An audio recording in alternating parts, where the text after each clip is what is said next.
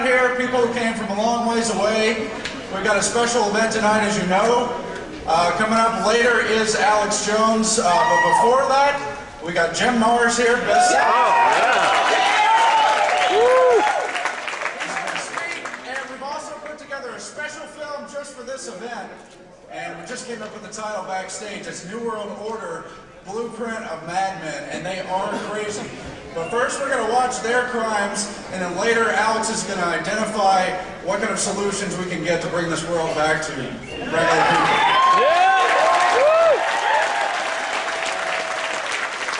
So thanks everybody for coming out. You've got great energy, and it's going to be a great night. So, next. And now Jim Marrs.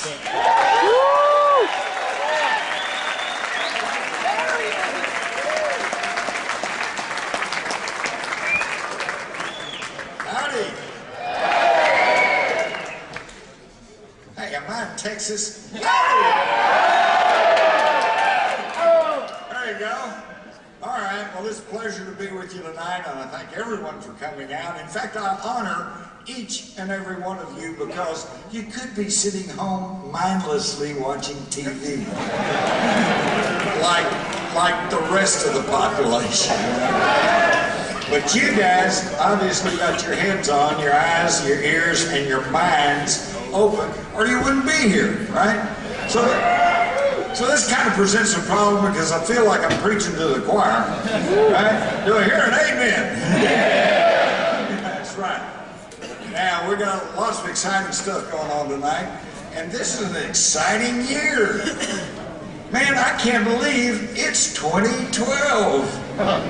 Holy cow. No, man. It's the old Chinese curse. May you live in interesting times. And this is going to be one, I guarantee you, I don't know what all's going to go on, but this is going to be one of the most interesting years that you probably ever lived through. I did figure out, though, why the Mayans ended their calendar of the ages on December the 21st of this year. You ready? The guy who's chiseling the little rock ran out of space. He said, December 20th, December 21st, that's it. No more room on the rock. No, I'll tell you something, the gloom and doomers, I don't know. You never know. The asteroid might hit the planet tomorrow and we're all just, destroyed. But if that happens, what can we do about that? Not much. So let's just party. But in the meantime, since we are still here, we got to start thinking about what's going on and what we're going to do about it.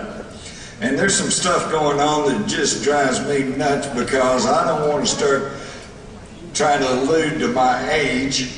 But how many of you all are Star Wars fans? Yeah, Luke Skywalker and Darth Vader, Well, if you think about the storyline of Star Wars, they had the free and democratic republic, and then it got turned into the evil empire. Well, folks, I grew up in the free republic, and now I live in the evil empire. Okay? And yet, hey, how can you say that? This is the United States of America, the arsenal of hypocrisy. Well, I can tell you how I can say that, because I've always been really proud of my country, the United States of America, because we were the country, we didn't start wars, we stopped wars. But wait a minute, now we're starting wars. Now they're talking about going to war with Iran. Well, wait a minute, what's Iran ever done to us, I mean, if Iran really wanted to hurt us, they'd cut off the flow of 7-Eleven managers and convenience stores. No, Iranians they're good people too, just like everybody around the world. Everywhere I go, and I've been a lot of places. I've even been to Tibet, and there's good people in Tibet. Unfortunately, they're subjects now of the Chinese who, you know, try to tell us that they're bringing freedom and democracy. You know, just like we're bringing freedom and democracy to the Middle East. Except that's not really right either, is it? You remember when the Blackwater massacred all those Iraqis in the square, killed about 47 people, and the government of Iraq, who, let's face it, was our little puppet government, the people we put in power, they finally had it up to here and they said, that's it, we want Blackwater out of here. And what did us, the great freedom-loving America, what did we say? No, you can't do that, they're under contract and they're going to stay. How's that for freedom and democracy? I'm telling you, folks, we got some real problems, and the biggest problem is that your friends and or relatives don't know it. And why is that? Because they're watching TV. And I'll tell you something, one of the things that got censored out of my last book, The $1 Trillion Conspiracy, was a whole section on how the corporations control the media. And I told my editor, and this was of course HarperCollins, a Rupert Murdoch property, I said, well, you just proved my point, didn't you? No, can't talk about it, but one of the things in there was a study done by the Project Censored, which every year issues the top 25 stories that are censored from the U.S. media or downplayed to insignificance. And they did a study a few years back to show that the major media in this country have interlocking boards of directors with the major corporations. Now we all know GE owns NBC, and we know, you know, we know some of this, but the control is very, very tight. You know, that's why you never hear much of anything on the media. In 2008, they pretty well ignored Ron Paul. This year, they've tried mightily, but it's cracking through, isn't it? Yeah!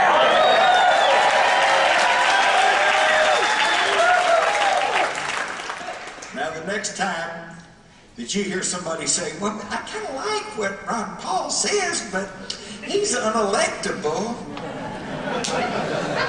I want you to look him in the eye and I want to say, is that your thought? Did you wake up one morning and say, well, he's unelectable? Or are you listening to the corporate media?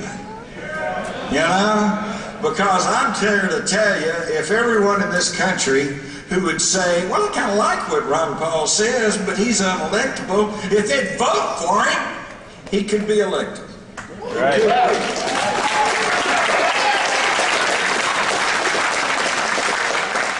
And we've got to do something. We have got to do something. Because this year, I've heard every election since I voted for Barry Goldwater, back in whenever that was, 1964, I guess. And you know, I was told then, why, if you vote for Barry Goldwater over Lyndon Johnson, there's going to be a war in Southeast Asia, and there'll be riots in the streets of America. And you know what? They were right. Because that's exactly what happened. But it wasn't Barry Goldwater, he didn't get elected. And this is the whole key to the whole thing. Democrat, Republican, liberal, conservatives, who cares? And it's all controlled by the same bunch, right? So you've got to get your friends and or relatives off of this Democrat-Republican paradigm, because it hasn't been working and it's not working now. And anyone with half a brain, one eye can kind of understand that it's not really working, but they can't quite pull themselves out of that because, well, wait a minute, if you don't vote for a Republican or a Democrat, you know, who can we vote for? All right, and I've got to admit, the worst thing can happen this year is if we get some third party, particularly a third party that talks about patriotism, the U.S. Constitution, etc., because what's going to happen? It's going to split the patriotic conservative vote, and Obama will get in for another 4 years. That's what's going to happen.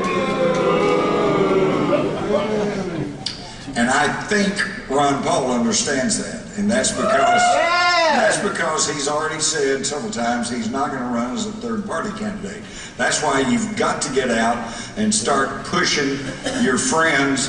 Again, it's not Democrat or Republican. This is coming down to, do we want a free America or do we want to continue down the road of corporate fascism?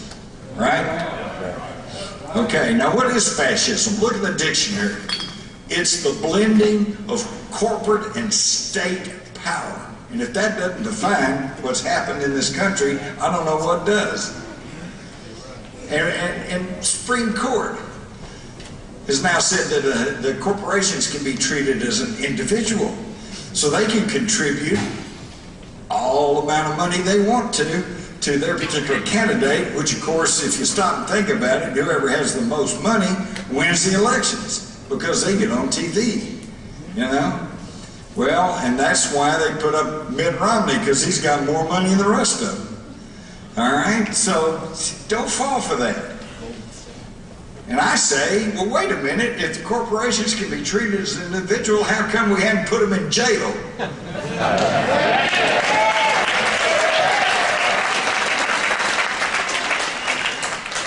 I mean, people lost their home, lost their lives, lost their freedom, okay? And this whole thing about law. We were talking about this on the radio with Alex here earlier. How many of y'all been in the military? There we go, pretty good amount.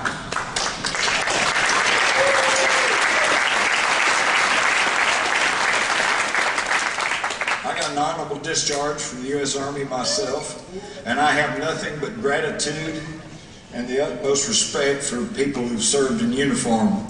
But folks, the guys and gals who are in uniform today are being snookered, all right? Because when I took the oath to go into the U.S. military, it was an oath to defend the Constitution of the United States.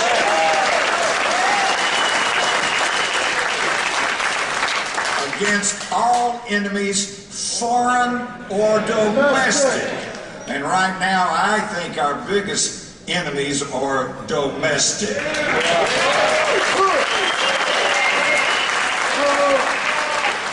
And here's why I say that. I've been hearing the news stories that they've been sending letters out to and issuing orders to guys active in the military and veterans saying that you may be in violation of the U.S. military code of conduct if you attend a Ron Paul meeting or a political meeting or one of these demonstrations, blah, blah, blah. Well, excuse me, those regulations are subservient to the U.S. Constitution. And therefore, as far as I'm concerned, those are illegal orders. And we were told, I was told when I was in the Army during Vietnam, that we were not supposed to obey illegal orders.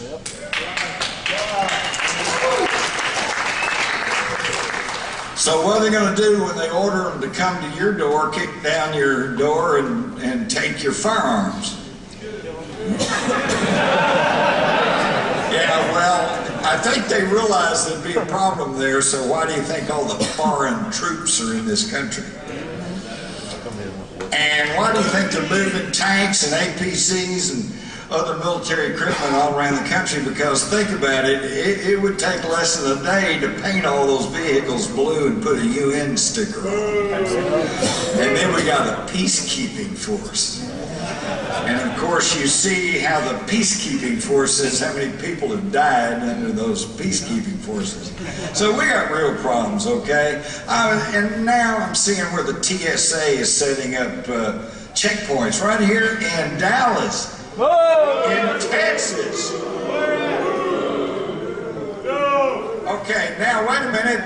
These are our public servants on the federal payroll to protect us against terrorists. Now, can anybody tell me in one voice how many terrorists have the TSA caught? Zero, zip, nada, niche, nothing. So why are we putting up with this is what I want to know. And I'll tell you why, because in Texas, with its whole heritage of freedom, we got out from under the tyranny of Santa Anna. And I don't care what La Raza people want to tell you, this was not a race thing, okay? You had a lot of Hispanic Texans fought right there, okay? Yeah. And this was a freedom movement. This was not, they didn't get distracted by race like we are. This was about free people versus people that wanted to control everybody else. Yep. So we got to just say no. Now the big problem now is that we've been so fat and complacent in recent years that we've let a bunch of New World Order tools get in charge of our state. If you don't believe me, think back to when the Texas House passed some legislation that said if a TSA guy stuck his hand in your pants, he could be arrested for molestation and charged $2,000 and maybe even given a jail sentence. Right on. 30 of the 31 state senators said, yeah, we'll sign off on that. And even New World Order tool Perry said, yeah, okay, yeah, we can do that, okay. And then what happened? The Department of Justice comes down and says, well, if you pass that legislation, we're going to declare Texas a no-fly zone, and you won't be able to fly on in Texas airport, you know. So David Dewhurst and Perry, both New World Order tools, said, oh, well, and they pulled the legislation. How's that for freedom and democracy? How's that for the will of the people? Okay? Those weak-kneed sisters, okay? Now, what would I have done? I said, okay, Washington, you declare Texas a no-fly zone and we'll just stop sending tax revenues to Washington.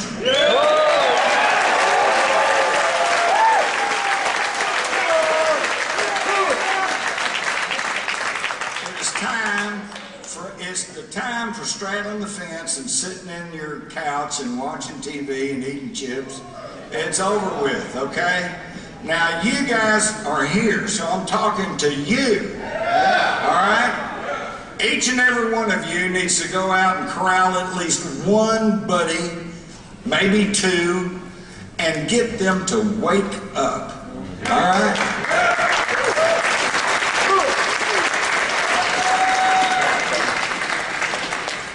I used to laugh at Russia during the time of the old Soviet Union, you know, because when they'd have a presidential election, you got to vote for the candidate. Hey, one person, you know, you can vote for him, or I guess not vote for him, and then watch for the KGB.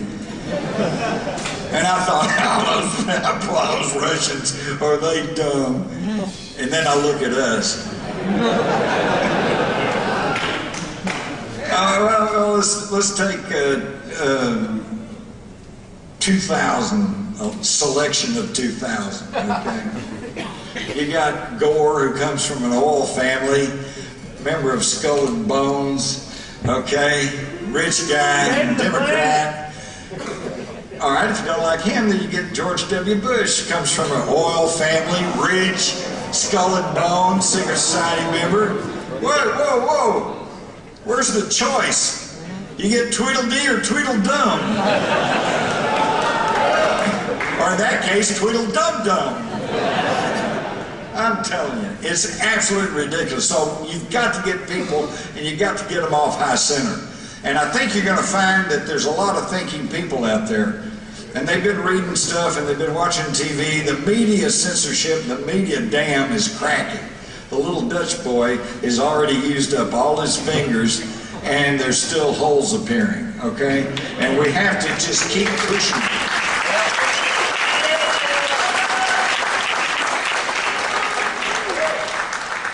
So get out there and talk it up, but now don't preach to people, okay? You try to preach to somebody, they get turned off. And then they get defensive, and then they put up their little shield. I don't want to hear that. Don't tell me that. That was a big surprise to me as a working journalist. I mean, you know, I knew that corporate and government leaders would lie to me and shuffle around, shuck and jive and dissemble. They didn't want the truth getting out there. I was prepared for that. I wasn't quite prepared, though, for the fact that my editors fought with me. How you know that? Where you get that? Well, have you got 4 people that said that? You know, how do we know that's true? I said, well, how do you know those government handouts are true? You just run it on the front page. You never ask them, how can you prove this? You know? So I had to fight with the editors, but then the real shocker was the number of people in the public that would tell me, I don't want to hear that. I don't want to know that. And that's where a bunch of them are, folks. And these are the zombies out there, okay? They watch TV, and what's really sad is, you know, I live up in a rural Wise County, and I tell you, there's more wide-awake people up there among some of the rednecks and the farmers and the poor folks up there. They're awake. Yeah. They don't know all the particulars, and they don't have every name, date, and place, but they know that something's wrong and something's amiss. The ones that really agitate me are the so-called educated people. You know? College graduates working for the corporation. They're afraid they might lose their job in their cubicle. And after all, they have their family's pictures tacked up on the wall of their cubicle. They don't want to lose that. You know, and of course they're just hoping to wait for their retirement, and they don't understand that 2 years for their retirement, the corporation's going to get rid of them so they don't have to pay any retirement. Look at all these poor people that work for American Airlines. What are they going to get? They're not getting those golden parachutes that the executives are getting. It's not right, folks. It's not right, and people are beginning to wake up. All right, the Occupy movement, you know. I was going to occupy Boyd, but the other guy got sick and I didn't want to go by myself. But we really got to do something. And now go out and talk to people, start waking them up, don't preach. One good way to do this would be to just ask them some questions. Act real dumb and naive and just say, well, you know, you're at work and you say, well, Fred, you know, if we're supposed to be so afraid of Al-Qaeda and that they're trying to slip weapons of mass destruction into our country, trying to destroy our freedom and democracy, how come they haven't done nothing to secure the border? Yeah. If you think the border's secure, I can show you a picture I got on my little camera phone that I took in Del Rio. We're driving around just right there on the outskirts of Del Rio, and I see this fence about 12 foot high with curving steel things at the top and no cross pieces so you couldn't climb on it. And I thought, wow, now there is a pretty strong fence. You know, nobody's going to get over that sucker. And then all of a sudden, it stopped. And there wasn't nothing over here.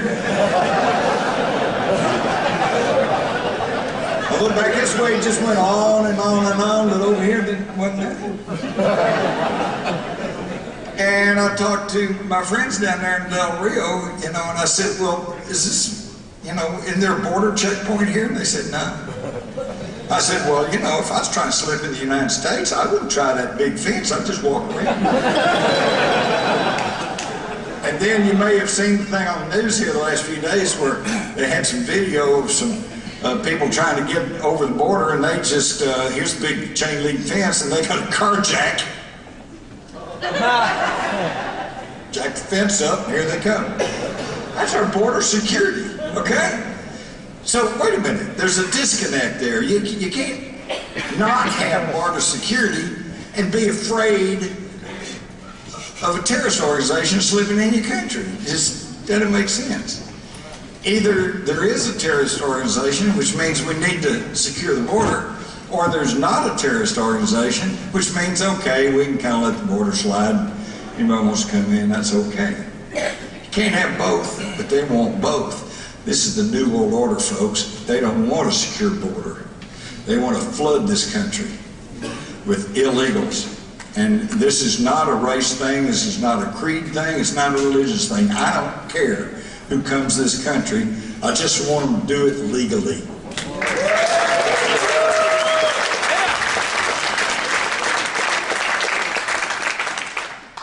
Because, as the governor of Arizona said, or wrote in a letter, so true, that's like we have paid for our tickets to the football game, but somebody wants to sit in our seat for free. Doesn't work that way, okay? So let's ask that question. And then ask them, by the way, Fred, what do you think brought down that 47-story steel reinforced third building that went down on 9/11? 8 times out of 10, he's going to say, huh? Say, yeah, the Solomon Brothers building. You know, they call it World Trade Center 7. Listen, how does 2 planes bring down 3 buildings? Get old Fred to thinking about that one. That's it. Just get people to thinking. Okay? And I know of no one who gets people thinking better than my friend Alex Jones.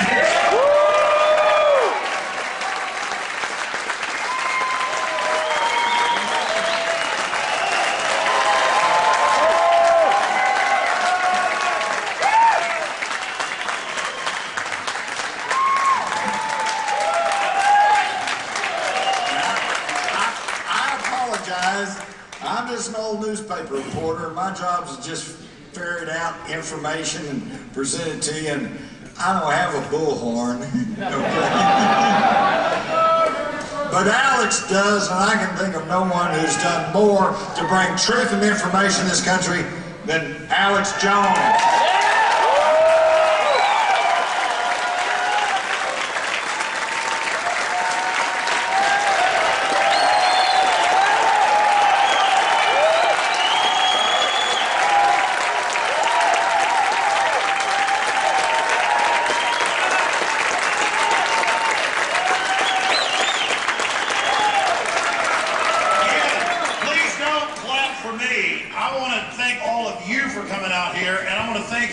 For caring about humanity's future destiny.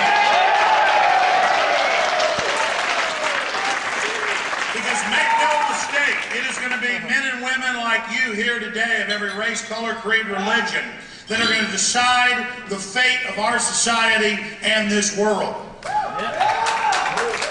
It was 5.5, almost 6 years ago that I was last here at this theater. And I invited Jim Marrs to come up, and we premiered my film, Terror Storm, A History of Government-Sponsored Terrorism. Another capacity crowd of great patriots. And here we are, almost 6 years later. My friends, you notice how everything is accelerating. Everything is condensing down. There's a quickening happening. Within the next 5 to 6 years, to a great extent, more is going to happen than we've seen the last 50 years. We're going to see events, if we're here together 6 years from now, that are going to really change the future course of humanity for good or for evil. And all of you intellectually know that. You know that in your gut. Everyone is concerned and can see it. But because a lot of people like Jim Marrs and countless others were willing to talk about these issues 10 years ago, 20 years ago, 30 years ago, 40 years ago, I interviewed people who were talking about the New World Order, the global corporate fascist system 50 years ago, because they were inside government and corporations and saw the plans for it. Because the globalists were gaining power and funding themselves as they expanded towards their goal of total world dominion, not just over nations, but over individuals. This system we face is a revolution against the very human system itself by technocrats who, in their own words, think that they're God and think that they're playing God and will become physical gods. And I've had the New York Times, CNN, you name it, say, Alex Jones made a film called Endgame, Blueprint for Global Enslavement, where he says the global elite are going to live forever. I didn't say that. I quoted all the top futurists like Ray Kurzweil and others who has meetings with the Rockefellers and all the rest of them. And these people have been saying this for at least 100 years. It's their goal. I don't know if they're going to attain it. But in so many public documents that'll make your head spin, that I've covered on the radio, TV, you've seen it, you've read it, it's on their own foundation websites, They say they're going to establish world government, not to dominate us, but to kill us once it's in place so they can have the whole planet for themselves. So that's what we face. And the minions of the system, those who think they can serve this system and get power out of it, people think they bet on the New World Order, so they're part of the big winning team. You're on the globalist bandwagon. Your team's going to the Super Bowl. They are the biggest fools of all. This system is going to come into fruition. The question is, what are we going to do in the fight against it? Because if we resist the New World Order, it will collapse of its own weight. That's God's promise, common sense's promise, history's promise. But if we lay down and give in to it, it seeks to fully take control of our psyches, our minds, our very souls. Because at the end of the day, the New World Order could care less about money. They print that. They could care less about property except for a mode of control. They want our minds. They want your soul. Don't ever forget that. They believe in it. And the New World Order's greatest trick is convincing you you're an animal and don't have free will. They know full well the opposite. And they are scared of you because evil is weak. And you weak. It dominates you. Now, I got 4 pages of notes I want to go over. And the problem is I've never given a speech where I actually follow my notes. But after we premiere this 40-minute mini documentary, it's not really mini, it's 40 minutes. It's a mini, 10 minutes. I'm going to come back out here and give you about an hour-and-a-half speech. Then we got some microphones up here. I'll take about 30 minutes of questions. But I'll tell you this, there's a lot of reasons I don't do events. A, I can electronically reach exponentially more people.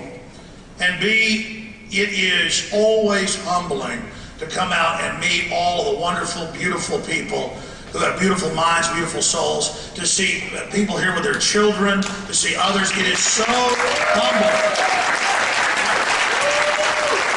And I'll tell you, it's painful, because to fight the New World Order is one thing, but to actually go out and see the best parts of humanity, it's just, it is a great weight to realize so many people are counting on me.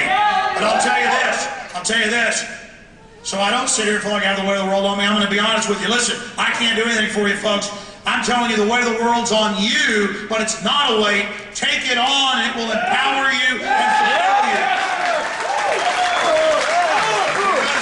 Because you're only going to find satisfaction. You're only going to find fulfillment in doing what's right, and you know that. That's why you're here. But I'm talking to the millions that will end up watching this out there.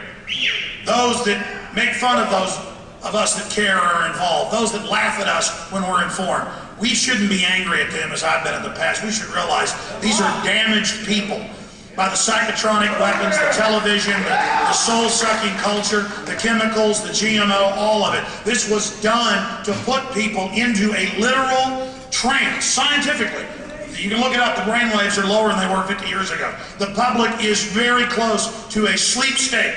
And so don't be angry at them when they laugh at you and giggle at you and come back with canned responses. These are programmed people, scientifically manipulated, scientifically possessed with propaganda of the New World Order. And we're here not to show them what we see, not to make them think like we think, but to simply say, open your eyes, wake up. Reality's going on all around you, not this tiny system the New World Order tries to keep you in.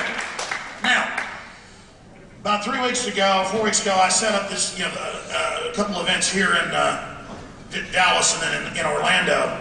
And I said, well, we'll just shoot a little comedy intro where I'm all paranoid about the New World Order taking over, making fun of these real FBI flyers. And then we'll cut into, from the fake threats into the real threats, to give you an idea of just how crazy the globalists actually are and the fact that they're their own greatest threat, because they're deceived and being led along towards their own destruction. I'm going to break that down. But before I get into the blueprint to defeat the New World Order, I thought I'd give you the blueprint of madmen.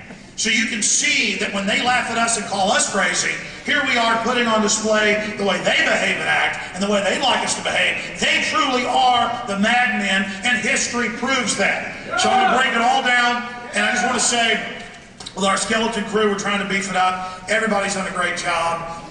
Richard Reeves putting all this together. Of course, Aaron Dykes and Rob Jacobson.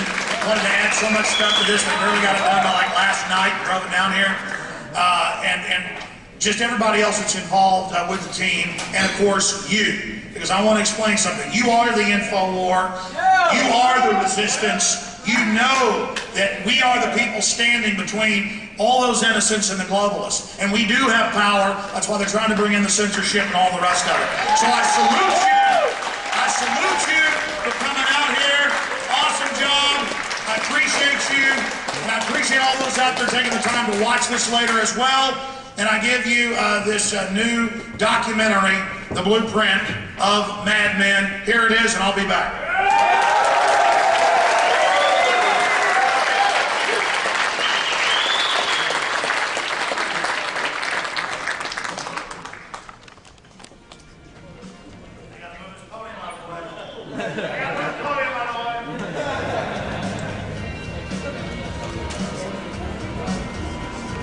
Help Alex's dear wife that's feeling ill at the hotel, and she's feeling better now. But I told her you guys were out here lined up. It looked like one of those fancy Manhattan, New York theater shows. It was terrific.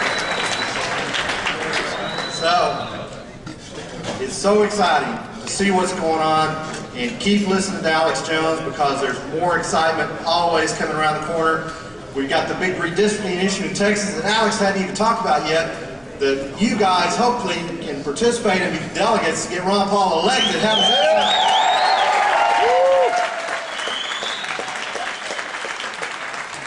sound? All right, well, I know the gentleman that you guys are here for, the Mario Andretti, The Rock, all rolled into one.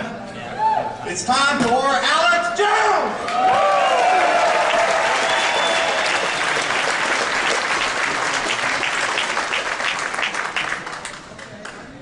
Now look at all these articles and documents and notes I've got. Hell, I got to do a good job with all you great people out here.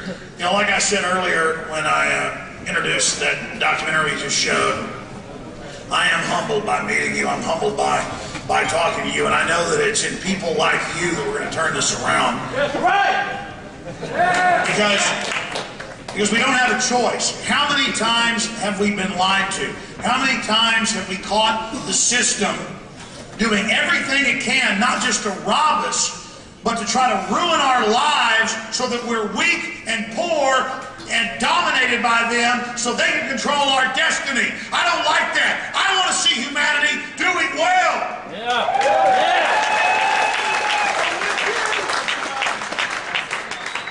I want to see humanity empowered. You know, my dad's a dentist, and at least once a year for more than 20 years, he's gone to Latin America to be part of these free clinics for these different doctors' organizations that take care of kids.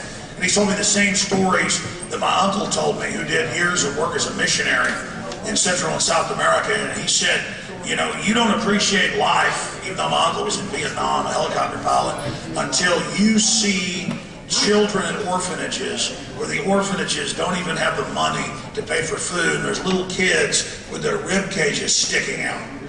That's what we're talking about. You have to realize, I have to realize, and really let it burn into our brains, that more than 15 million children, according to the UN and their own numbers, it's probably higher, 15 million children a year starve to death on this planet.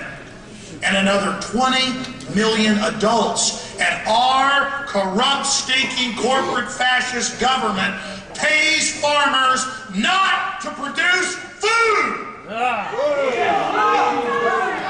And it's not just that they're trying to protect our markets. Then you find out that they've got all these endless white papers, as many as you could ever read. Every day, Aaron Dyke's doing research, and others of my crew bring in. This is on the Rockefeller Foundation. This is on the Carnegie Foundation. This is on the Ford Foundation. Here's a Planned Parenthood document. Oh, where is it? It's on, you know, this university site, archive, talking about how in the 30s, 40s, and 50s, we got to shut food off to people to kill them. And then some people say, well, there are too many people. I love the yuppies that'll say, well, okay, there is a population control agenda, but there are too many of those people. And I'm like, don't you get it, you little jackass bastard? You think you're part of the system? Your water, your food,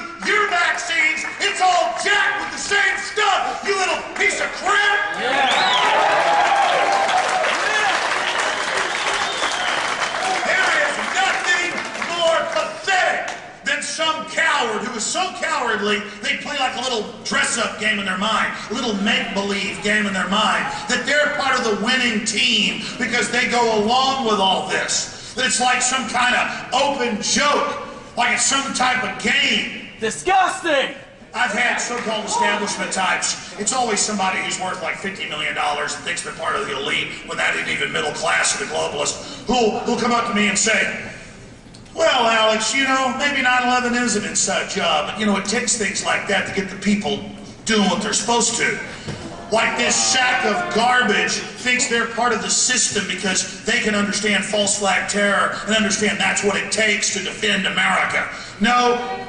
If they did evil things like that to defeat evil, it'd be evil, because you can't become evil to defeat evil like the ring of Sauron in Lord of the Rings. It doesn't work that way. But they're not using evil to defeat evil. They're not even following that fallacy. They have given themselves totally over to it. The globalists compete with each other to see who is the most wicked and ruthless. And in that process have become total madmen, as I documented in this earlier presentation that you saw. And that was only the tip of the iceberg.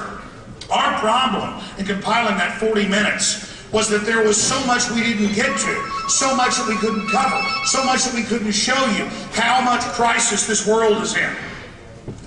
Now, with that said, I've given you the blueprint of madmen. I want to give you the blueprint to defeat the New World Order.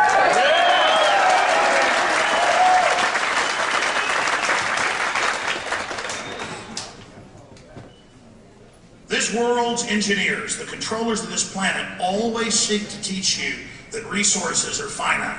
They always seek to teach you that for you to win, somebody else has got to lose. They know full well that's not how this world works, that we have unlimited potential, that we're made in the image of the Creator. Whether you believe in that or not, humankind has given us Beethoven, literature. They've given us all of the science, all of the beauty. They've given us people like Whitney Houston's voice. All the things that are in humanity, all the good. And it's by recognizing that good and that potential and by reaching for what's good and empowers us that we have hope for the future. Our ancestors, and God knows they weren't perfect, understood sacrifice and standing up for what's right. And that's the only reason we're here today. Why do you think the United States, such a small area geographically for the land surface of this planet, and only 4.5% of the world's population, 100%, 7 billion. The United States is 4.5 or 4.9, depending on which actuary you look at, but less than 5% of the world's population. Why did the United States, with less than 5% of the world's population, have more than half the wealth of the world? Freedom! Freedom! And it doesn't mean that our higher level of freedom was perfect. Doesn't mean that there wasn't injustice. Didn't mean that there weren't problems. But compared to every other place in the world, we didn't have the corrupt elites on top of us trying to shut down human destiny, shut down human ingenuity and creativity because they're threatened by it, because they want a monopoly. Because the United States only had a few glimmers and moments of freedom, we developed the highest test scores. We developed the most scientific developments. We created the media and the literature and the art and the music that has conquered the world. And the globalists, the global scientific engineers saw that. They were aware of that. They knew that. And so they did everything they could to take that over and to take our energies and turn it against humanity. So now America is in a paradox. America, right here at this center place where we live, make no mistake, is where the battle will be fought. It's where the decisions will be made. We are the great evil empire, but we are also the great deliverer from the tyranny. But we have to decide who we are.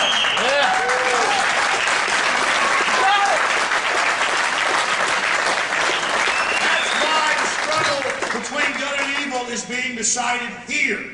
Because we have the birthright of liberty, because we have the basic freedom, because we are armed like no other nation on earth. The globalists are not taking this republic.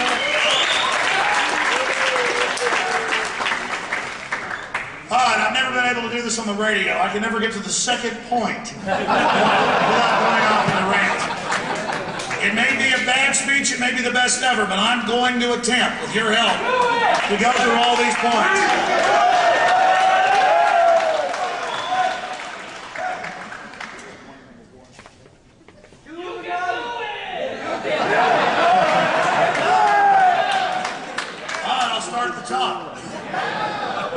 Again, I want to thank you all for being here.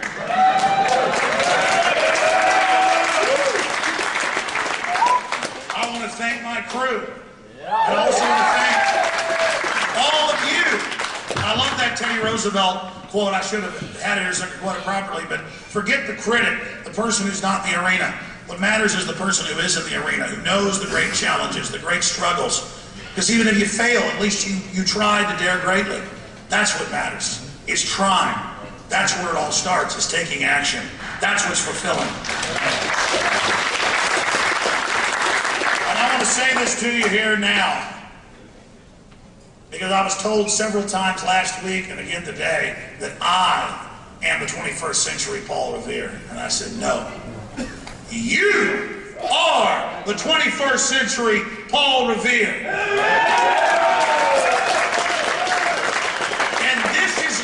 Battle. This is not a war against the undefeated British Imperial Redcoats who'd never been defeated. And George Washington lost almost every battle for 5 years, but they persevered. It was the continuing to fight. It was the resistance that was the victory. That's why the system attacks that victory, because it hates it. Anything the New World Order attacks, you better believe that's where the liberty is. That's where the freedom is. That's what's good. Not because it's perfect, but like King David of the Bible, the heart is right. That's what matters. None of us are perfect. And the system will try to tell us how we're bad and how we're impure and how we're not good. None of that matters. It's our hearts that matter. It's what we stand for. It's who we are in the final equation that matters. Do we serve light or do we serve the murdering, destructive darkness? That's the question that you must decide, and it's a decision you must make. The system tells you there's not that decision, because that decision is there, and that decision is where all the power in this universe resides. As Martin Luther King said, the universe bends towards justice. Providence is on the side of justice.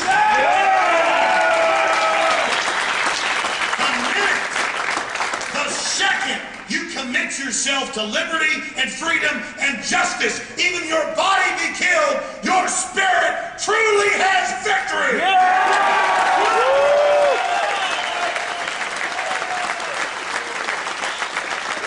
So I say it to you now.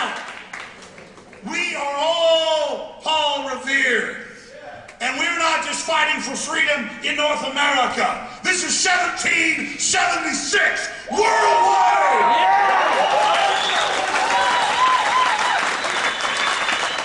Our republic's wealth and everything it is and all of its challenges has now been teamed up, pulling the globalist system of enslavement and war and death. We are now in bondage to pure evil. Our energies and everything our ancestors built is now slave to this evil. And we must break the chains of slavery. We must break them now. We must declare liberty.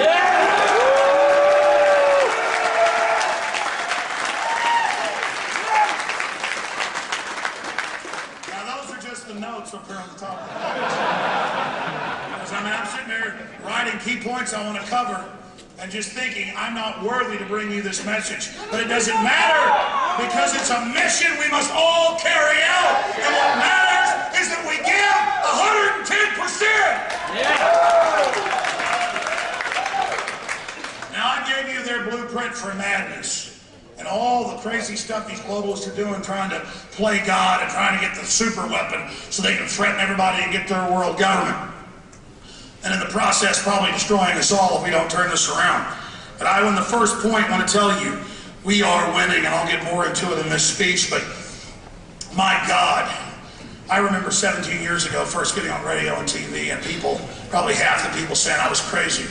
totally crazy for having documents, having facts. I don't hear that now. I hear almost no one disagree with us on the facts because it's all out in the open. The enemy's uncloaked. It's moving in on us 1,000,000 miles an hour right now. Instead, they say, fine, but you can't do anything about it. So we've gone from denying this is going on to, okay, it's going on, but you can't do anything about it. Garbage! That's right. That's right. When the enemy comes in, the Spirit of the Lord will lift up a standard against it. And I hate to preach at you, but that's just what comes out of me as we face this evil. Because the New World Order, they believe, and let me tell you what they believe in. You can give it any name you want, and quite frankly, devil ain't evil enough for it. Now continuing here, we must develop a blueprint to defeat the New World Order. We are winning. We are having victories because humanity has power.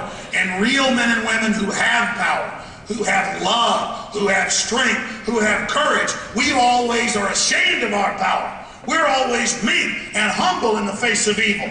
And we think that it's just our job to lay down to it. I'm here to tell you, it's time for humanity to stand up. Yeah! Because evil is coming down on our children. Evil is coming down on our communities. Evil is coming down on us with all their plagues and all their disease and all their corruption that they gain power out of. And it's time for humanity to stand up in the info war and say, I don't know what's going to happen at the end of this, but you want to fight, you better believe you got it.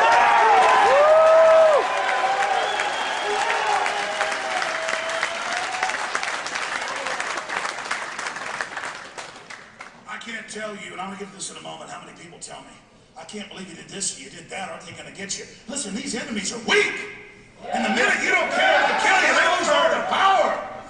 I don't want to die, I love life a lot. I want to stay with my wife and children, but you kill me, you only give this system against you 10 times the power, and that's why they haven't killed me yet.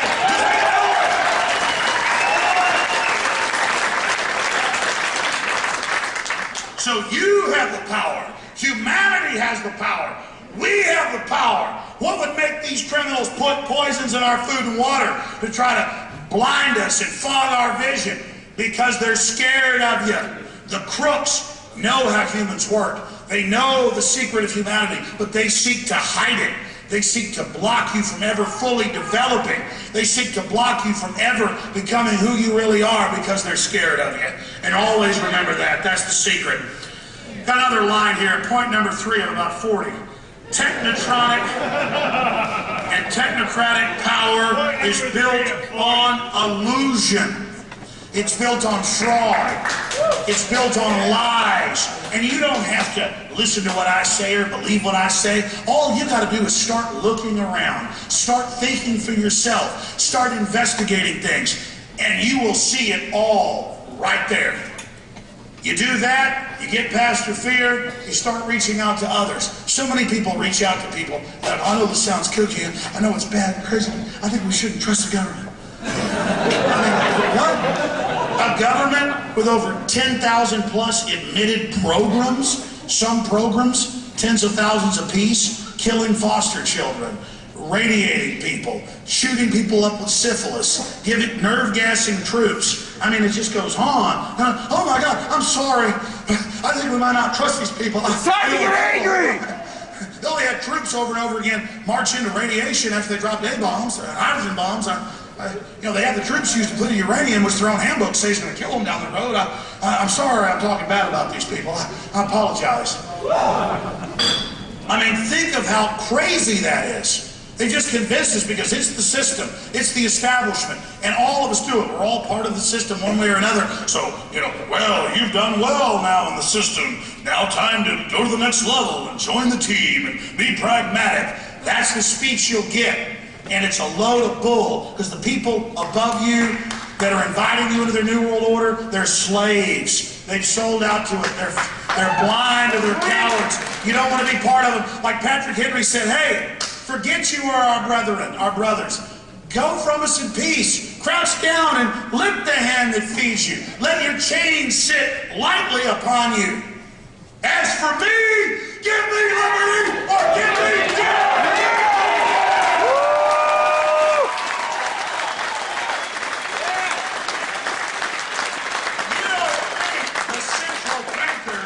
through fraud and just fiat garbage they made up and paid politicians to say was the money, took over. And when I can't believe we took over with this con game.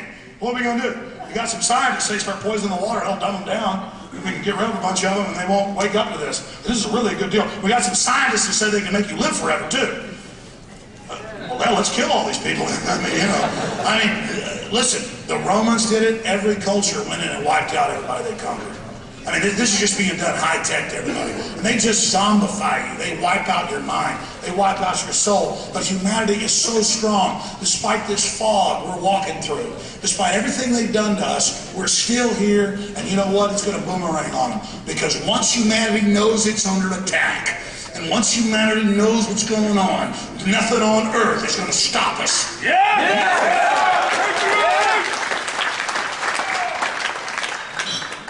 And I'll issue another message to the global controllers and their camp followers and all their servants and all their slaves.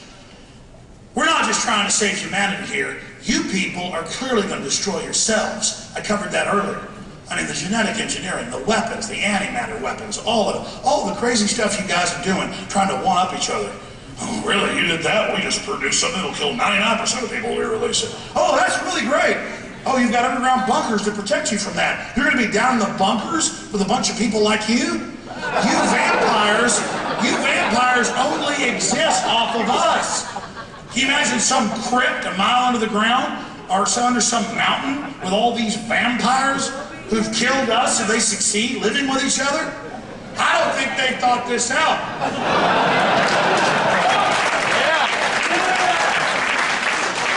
Now we've gotten to point number 4 now.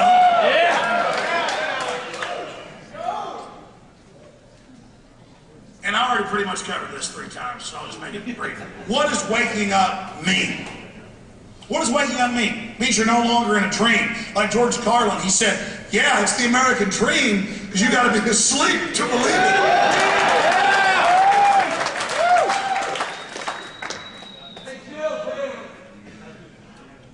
And if you expand on that, what does it mean to be awake? It just means you look into things. It means you don't just automatically buy what you're being told. It means, again, people say, oh, Alex Jones wants people to believe the way he wants. Believe the way I want. I mean, I'm so tuned into what's going on in the world, I can't even handle the stream of information. I'm more like an egg frying on a pan or something. Talk about brain on drugs, talk about brain on reality. Look, I know why people tune out of reality, because it's hardcore. I don't need any drug to take a ride on this machine. And I'm not just talking about the ugly things in the world. Let me tell you something, I watch my young daughters running around playing games and drawing or fighting with each other. I mean, that's entertainment. These are happy, energetic creatures. My son, these are beautiful creatures, just like every other child I see. That's the spirit of humanity. That's what humans are before the world corrupts them. And that's the thing that makes me the sickest. The way this global system seeks to corrupt our youth and turn them against their parents. And the way Madison Avenue, you know, we're winning. But when we really win is we realize status means nothing. How much money you make means nothing. Woo! It means nothing. It means nothing. What matters is your heart and your soul and what you stand for. That's the value. That's eternal.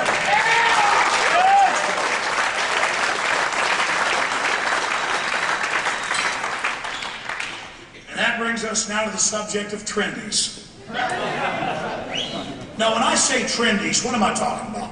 Well, that gets into Edward Bernays and psychological warfare and Madison Avenue and advertisement. But it goes back thousands of years, really to China, but other cultures did it as well. They would get the Chinese royalty to bound their women's feet where they couldn't even walk. And the priest class would tell them because it was stylish. And you gotta be stylish, you're royalty, you don't walk. We feed you. And they said, well, God, it was trendy. I mean, that was the governmental class, the national security class, taking control of the great-grandkids of some Chinese warlord that had taken over the area. But they explained, first you wear big fancy outfits and crowns so you impress everybody. But next, you're so royal, you don't walk. And to make sure you don't walk, we're going to bind your feet where you can't walk so that now the bureaucratic security class we see now taking over TSA, is in control. And you can look at it in Babylon, you can look at it in ancient Egypt. Every culture did this. And you go back 500 years ago, it was illegal all over Europe to wear certain colors or wear certain outfits. Only the gentry could wear that. Only the royalty could wear that. Only the elite could wear that. And so people would kill, steal to wear a certain colored cloak. They would kill for that pair of Air Jordans like you've seen in the news. It's the same thing. And that way the system doesn't just make money every year. Got to throw out that wardrobe. It's not cool anymore. Now you've got to get into the mindset and the idea. And so what they took with fashion, which bowed in people's feet, or in some cultures put big boards on people's heads, so like cone heads. I mean, this is what priest class did. And the priest class would always sit back and laugh. Oh, we got the royals who used to run us 100 years ago wearing big boards on their heads. They can't even walk. Because it's stylish. And of course, the average tribes people, oh my God, you got a bunch of rings around your neck and a big cone head. Let me bow down to you. Or you can't even walk, or you're wearing some big giant Queenie outfit in England, or whatever. This is the type of stuff that they would do over and over again. So many people, they get off on New World Order, global government. I heard the TV laugh at that. I am trendy. I mean, this is a pathetic victim of style. This is a pathetic victim of trendiness. And again, if you want to have purple hair, if you want to have 18 million tattoos or none or a big cowboy hat, I don't care what you're doing as long as that's what you like, because I don't see what you look like or what you're wearing. I see the content of your deeds. The point is, the globalists know how to sell you through trendiness.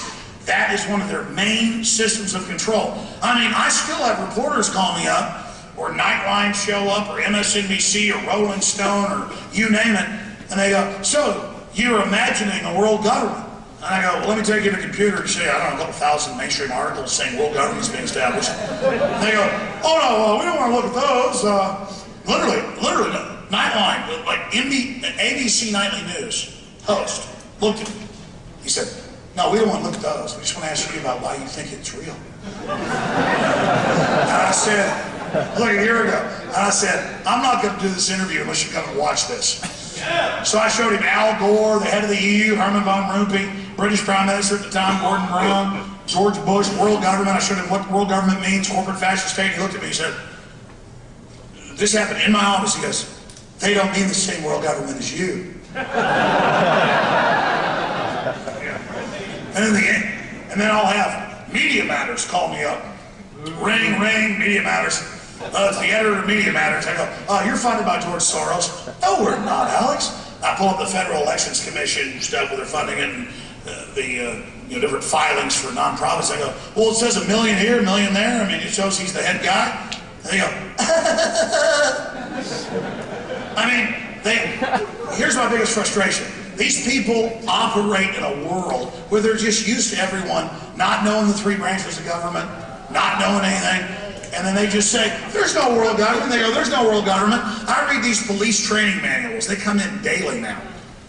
And it's like, if they talk about a world government run by banks, I've actually seen one that says, go ahead and bring them in. And chiefs, don't get mad if your guys bring them in, because they're probably a terrorist. I mean, you can watch European C-SPAN, those different feeds. It's all world government, mega banks taking over, but they're telling the cops, if somebody talks about this, go ahead and arrest them. They're probably a terrorist and they want to kill you. But see, it's having an opposite effect. As people wake up to the hoax, as the world wakes up to this fraud, it has the opposite effect, because they're like, well, everybody's saying world government, but you say it doesn't exist. The minute the public loses their trust in this system, it's over. The system has gone so over the top that that's their weakness. And so the question is humanity scum? Is humanity weak? No! Will we give in to this technological tyranny? Will we be conned by it? Or can we see through this elaborate giant hoax? Because it was Hitler that said, the bigger the lie, the better, the more they'll believe it. And so when something is so giant, so huge, and everyone around you who's a bunch of trendies who goes along with whatever's said because they're in the in group, they're yes men. They make being followers and yes men cool. That's what trendiness is. When all the trendies are saying it must be that way, you've got to be the person that says no. But you can't do it in a timid way. You are literally fighting for free humanity and talking to someone who's in a zombie-like state. And so how you deal with them is your prerogative. I agree with Jim Mars that sometimes it's good not to preach, but just ask questions. But in my humble view, on average, it's best to hit somebody in the head with a 2x4.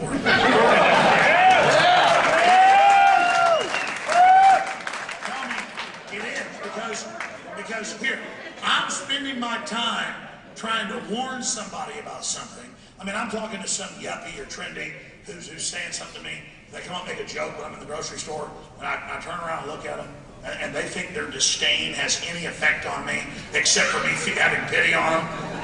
So I guess it does have an effect. And they're laughing at me. And I just tell them, well, okay, I mean, if you really think things are going good, and you really think the government doesn't lie to you, and you really think everything's wonderful, I guess you're right.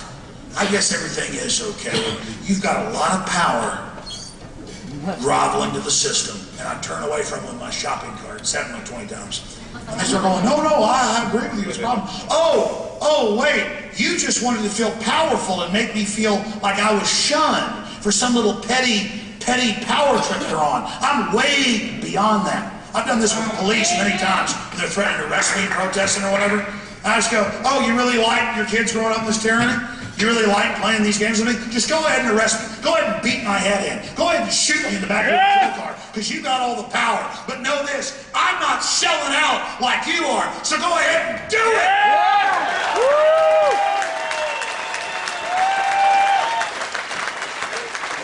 And at that point, those groveling to the system lose all their power because I don't care anymore. And I'm beyond all your games. I'm beyond your whole matrix, your whole system of bullshit. It's over.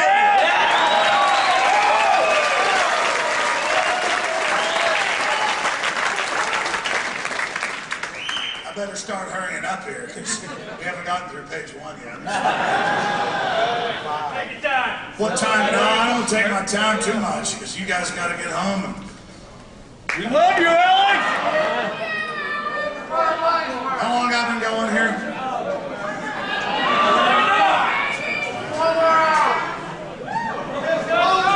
This works since you're here. Another hour, don't worry. You guys are nice. No, seriously, when I talk to you, when I meet you in person, I'm just like, my God, why am I the person even up here doing this? I mean, humanity has got so much strength. We've got all the cards in our hand if we just play them. That's all we got to do.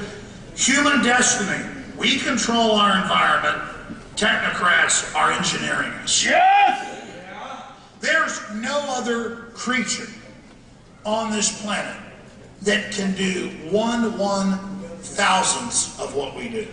There are no creatures that can even begin to do anything. And let me tell you, I love elephants, I love whales. I love the raccoons that break into my garage and rob the refrigerator. I even set a camera up to watch them. About 10 of them invaded my dad's house. He took photos of them sitting on the counter, sitting there eating apples. But they're not designing rockets. They're not building computers. They're not making beautiful music. And again, just value who you are.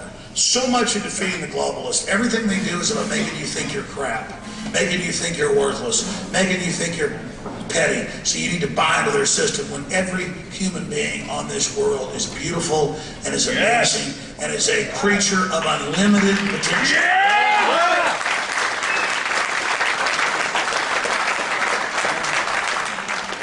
But we are able to control our environment. So an inbred group of psychopaths that I'll get to in a moment, they are creating a false environment, like we're at the zoo or something. That's how they see us. Henry Kissinger writes books called The Military, Dumb Animals. I mean, they constantly talk about how we're animals, we're scum, we're trash. That's how they always sell their abuse on different groups of people. And now across the board, we're dumb animals. We don't have a soul. They have a soul because they're illuminated, and they deserve to go on, and we deserve to die. No, we're just not twisted freaks like you that would figure out elaborate scams to cheat and hammer and screw everybody. It's you, the cancer, that is the aberrant problem. It's you that needs to be kicked off this planet. Yeah!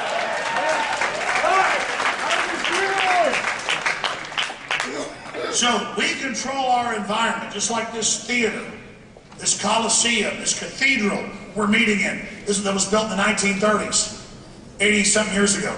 We control the environment. You individually, everything you stand for is incredibly powerful. Don't ever forget how powerful you are. Yes. So the social engineers have created this artificial system. It's not complete yet. People say, well, are they in total control, Alex? No, they're trying to get in control. They've got a lot of power. They're able to steer things. And we're in there trying to steer the ship away from despotism towards freedom. And that's the issue. There's nothing they can do against people power. There's nothing they can do when the individual is enlightened, when the individual is aware, when the individual is involved, when the individual realizes that every little thing they do adds together and that many hands make light work. That is what the global system is afraid of. Yeah. So they are creating an artificial environment for us all. We should become aware of it.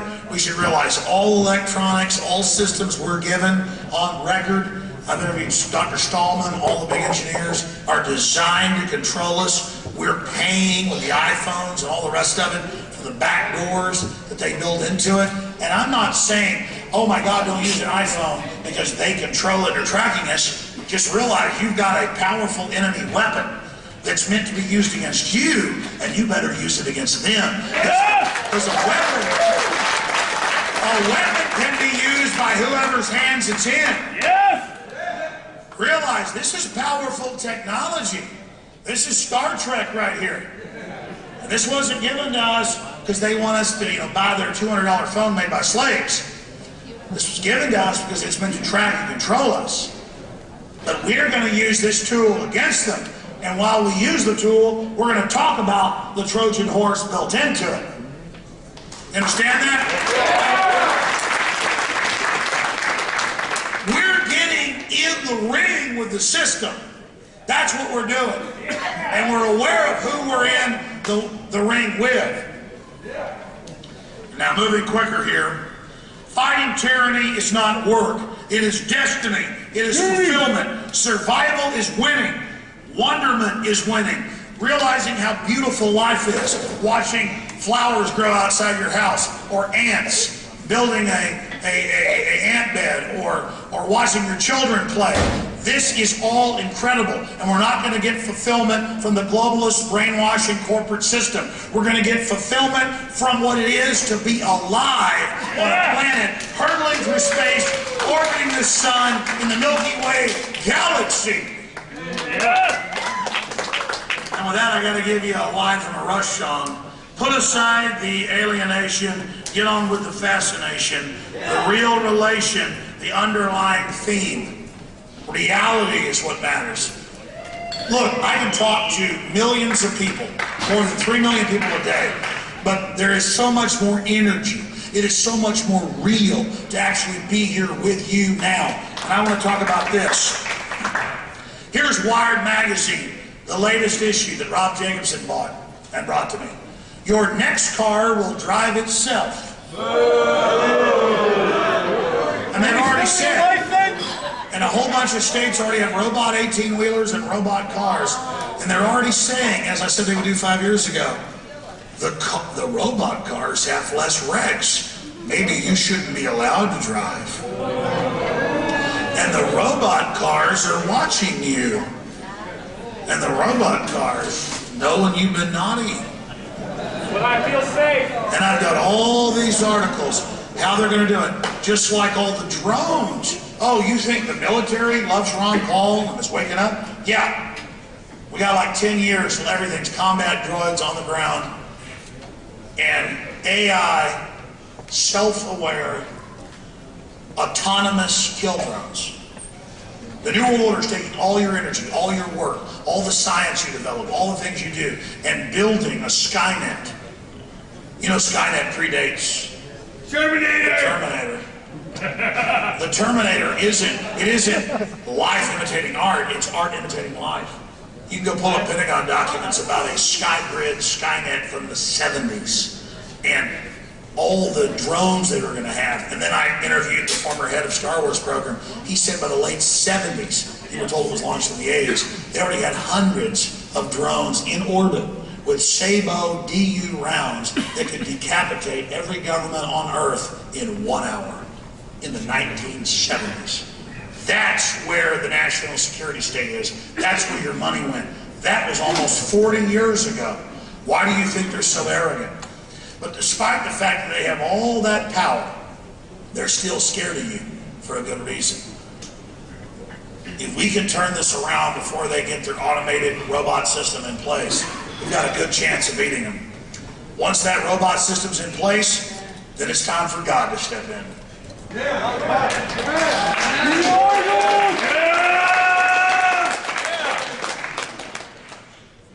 And just like Nineveh was given a 100-year reprieve, we can have that. But we have to stand up and do what's right, even if you don't believe in God.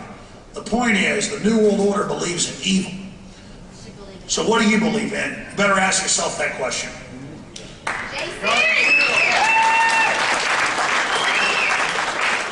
The controllers know that we are not animals. They know that we are builders and creators, as I said earlier. And they are attempting to not just play God, but to become God. The problem is they're not God. And that's why everything they create, it now turns out it was 40 years ago they cloned rabbits and sheep, probably earlier with the Nazis, but admitted now. They were cloning humans 30 years ago. You pull this up, they would, quote, kill them when they were in the embryonic phase. If you believe that, I got a bridge I'm going to sell you. And everything they've done has been a poisonous abomination. None of it works. Neutron bombs, hydrogen bombs, everything. I showed you a video earlier. And this is on national news. Oh, we fired several hundred high-powered hydrogen bombs into the atmosphere to see if we could ignite the planet's atmosphere. And they asked them, so it would burn the Earth up? Well, that was the test. They're like, well, why'd you do that? It could kill us. Well, because we're scientists. Again, it's this power trip that they're on. The controllers know, again, that we're not animals. They all day try to teach us that we're animals, that we don't have free will, because they want us just to believe that we're these programmable creatures. They're attacking our free will. They're buying and selling men's psyches, women's psyches. They are counterfeits to everything good and wholesome in life. They want our free will shut down, just like the John Carpenter film, They Live, We Sleep. Well, I'm ready for us to stop sleeping and to wake up. What about you? Yeah! Are you awake or do you sleep? I'm awake! When you're awake, it doesn't mean you see what I see. You got your own two eyes. Are you awake? What do you see? Tyranny! Tyranny. You see a bunch of control freaks. My God, in my own life, I'm embarrassed of power because power's dangerous. Like the uncle of Spider-Man tells you, with great power comes great responsibility. But these wicked people, they're not ashamed of power. They're ready to use it.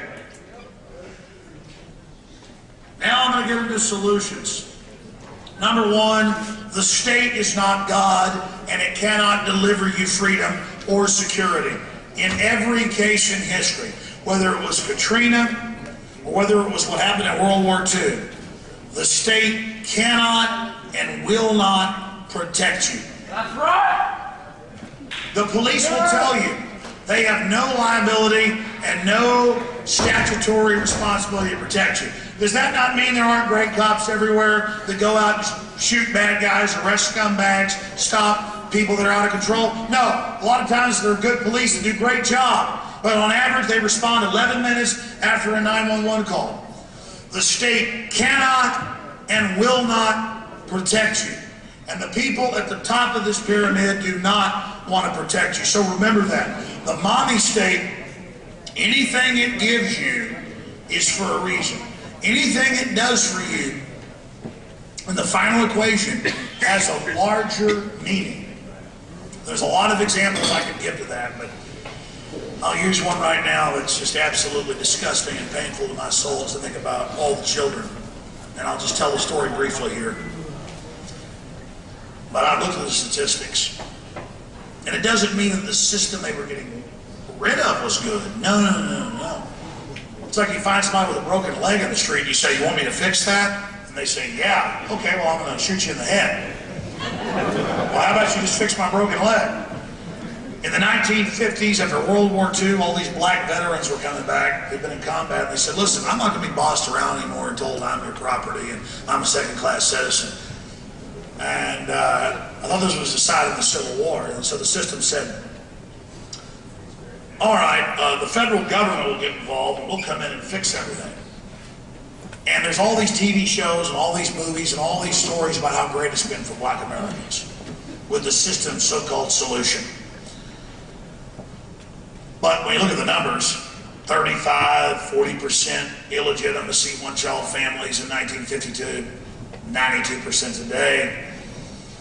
More than half of black males, or even higher in statistics, in prison with HIV or other issues. The family completely broken down, everything destroyed. The mothers paid not to have men in the house. The system totally broke down. And 51% of all black babies since 1974 were cut up and killed and never born. That's what this was all about. Disgusting. And listen, but here's the thing. That was a beta test for everybody else. That was a beta test, and I'm starting to get into subjects like this, but this is what we're talking about. The system didn't come and try to right some previous wrong to try to empower people. It did what it did to take control of a population. As Margaret Sanger said, we're going to pose as liberals so we can kill these black weeds. You can pull those quotes up. Universities have her letters. Woo! Oh, she's burning in hell now, don't worry.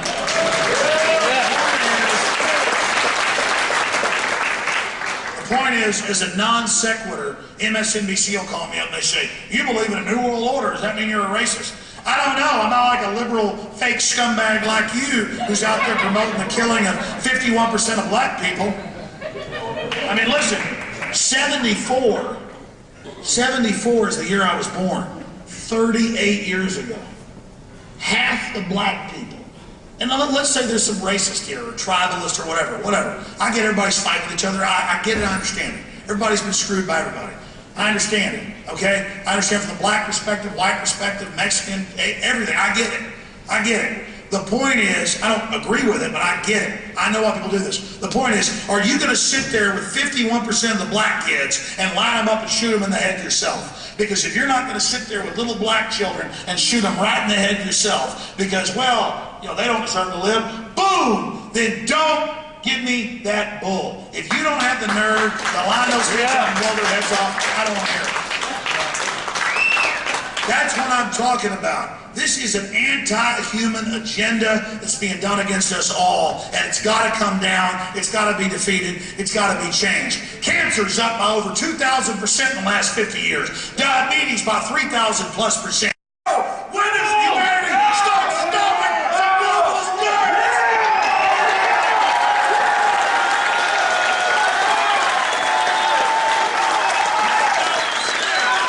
Make no mistake, humanity. The globalists are watching right now. I want to hear humanity's war room.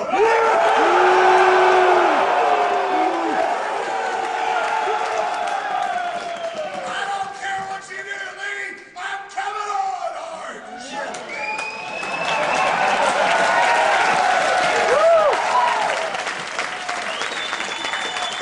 If we really want to turn our species over and everything we are and everything we're ever going to be to a bunch of inbred, psychopath, globalist trash, I consider it an honor to run up against their barbed wire. I consider it an honor to crush globalist scum.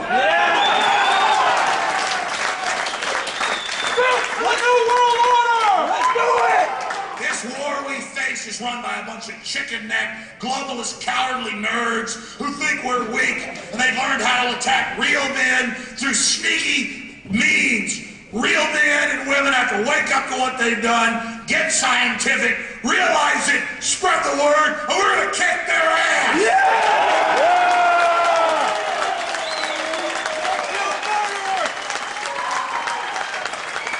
You know, George W. Bush, after he staged 9/11 with his daddy, he said, you're either with us or with those Al-Qaeda terrorists they hired on record. Well, I got news for the New World Order. You're either with humanity or you're against us.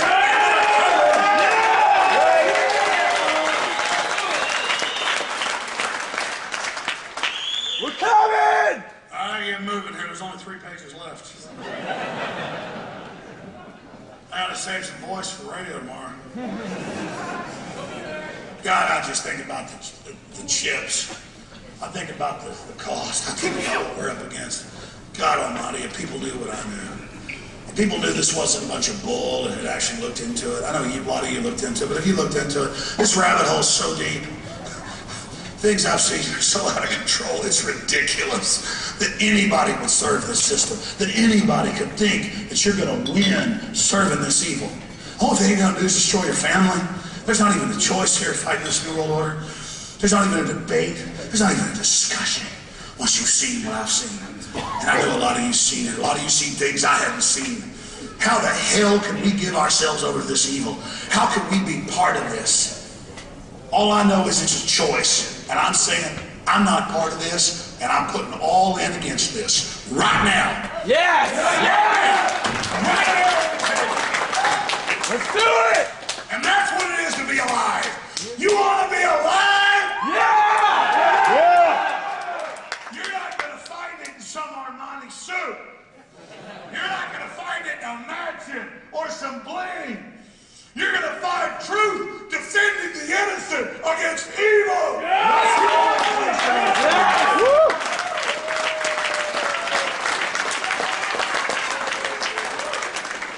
I put my name, my children, my wife, my treasure on the line, and I am committed. And when you're committed, there's nothing that can stop you.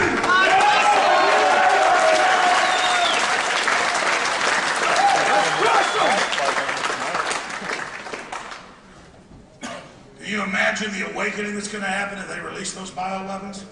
After we've warned people so much, God Almighty, I hope the next phases of what we've broken down don't happen. God Almighty, I hope they don't. But I know one thing, I'm sure selfish. I've sure gotten my family ready. And if we back them off and it doesn't happen, I'll be accused of fear-mongering. That's good. Because you got to know in the real world, heroes don't ever get honored for what they do, but that doesn't matter because the payment for liberty is in the innocent surviving. That's what matters.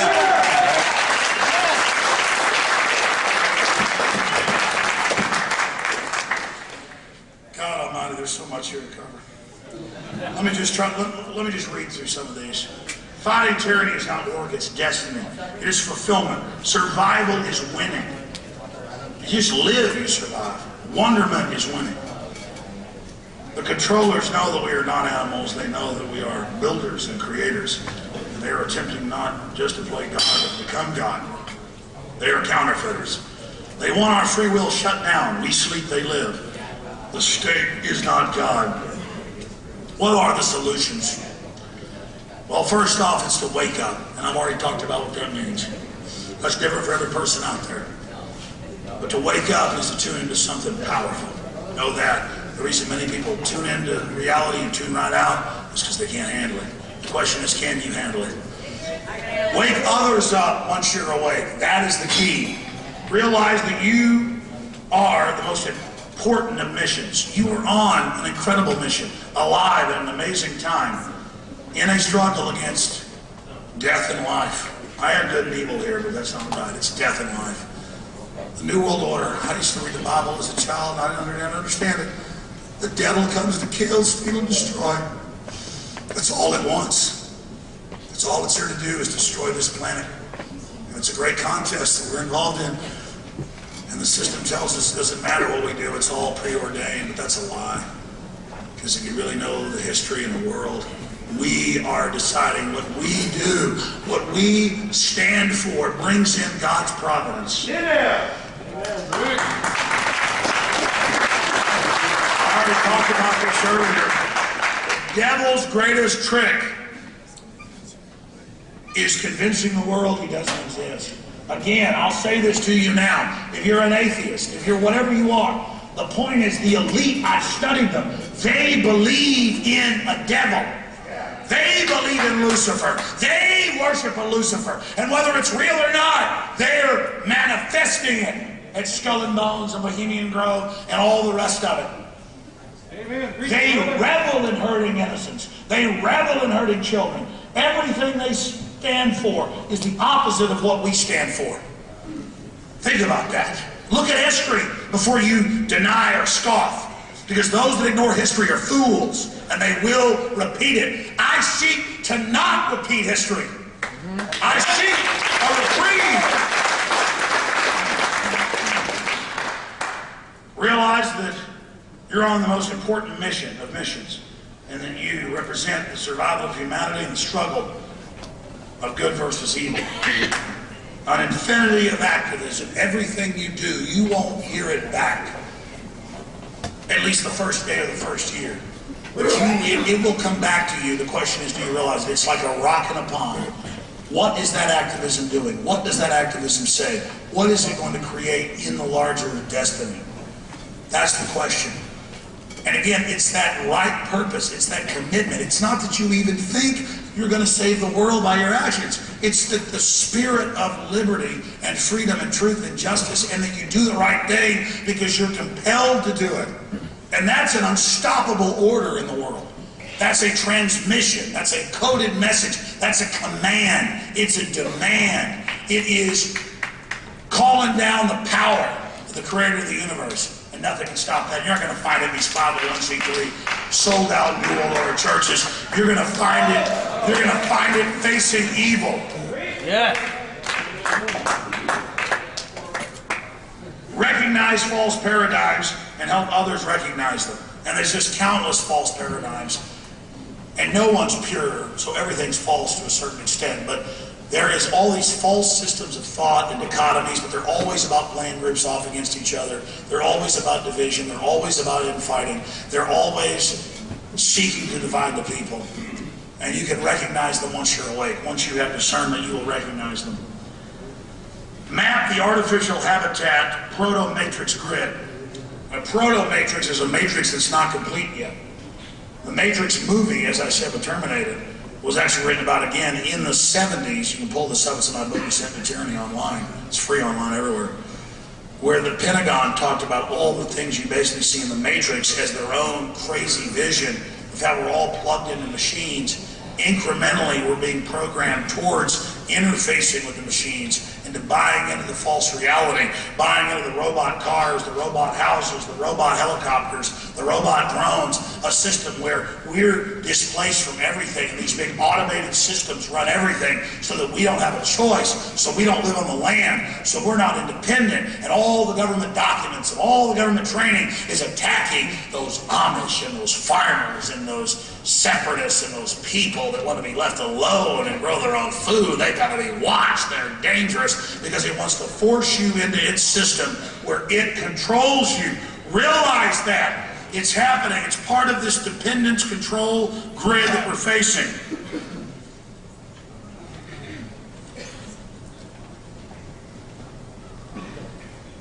Don't underestimate the enemy's twisted designs.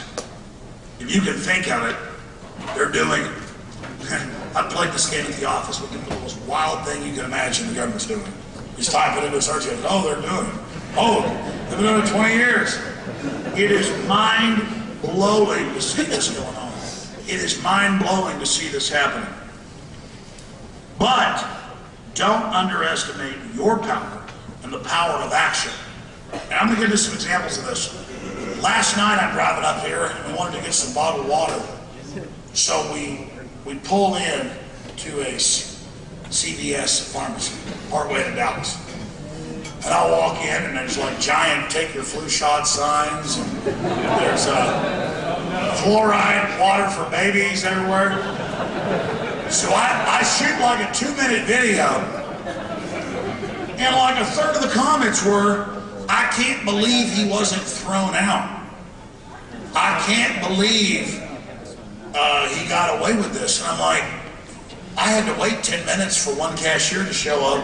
These are all corporate robot drone systems shutting down our economy by design to make us dependent. There was no one there. So what did they come over? Hey, I'm shopping here. I want to show you're selling mercury-filled shots to people and fluoride on record that gives kids brain cancer and bone cancer. And so what?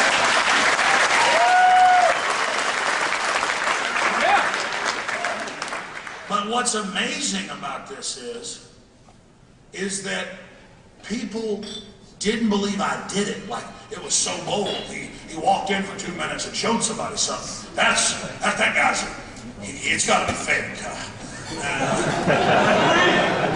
I mean, who are these people that they think to turn up? I mean, literally, I'm walking along to get some bottled water, and I'm like, it's all got fluoride in it for babies. And I'm just going, oh, we got this going on here. Yeah. And people think it's fake. So, don't underestimate the enemy's twisted designs, but don't underestimate your own power. I mean, looking at this, I sneak into Bohemian Grove. People can't believe I actually did it. Woo!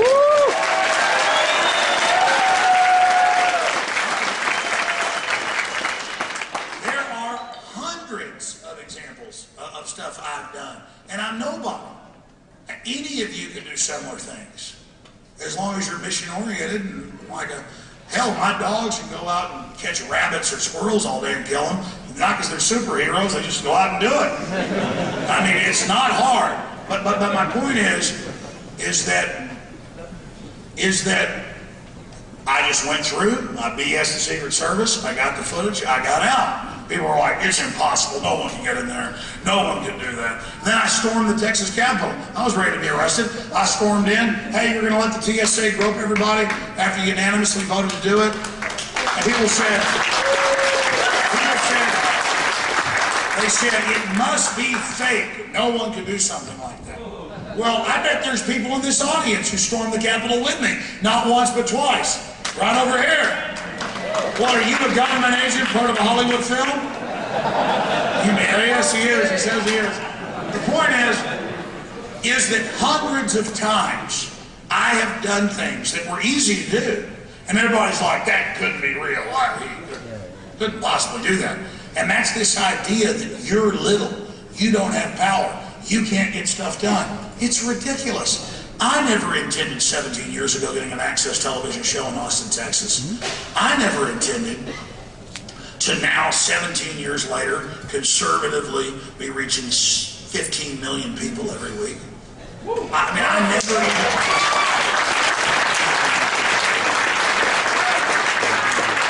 But listen, I'm just an average guy from Dallas, Texas, who woke up... Again, I am nothing special. I'm just an average person. You attack me, I'm going to attack right back. It is such a simple equation. I've simply stood up 17 years ago, and I've seen devastating effects on the globalists. I've had victory after victory after victory after victory after victory.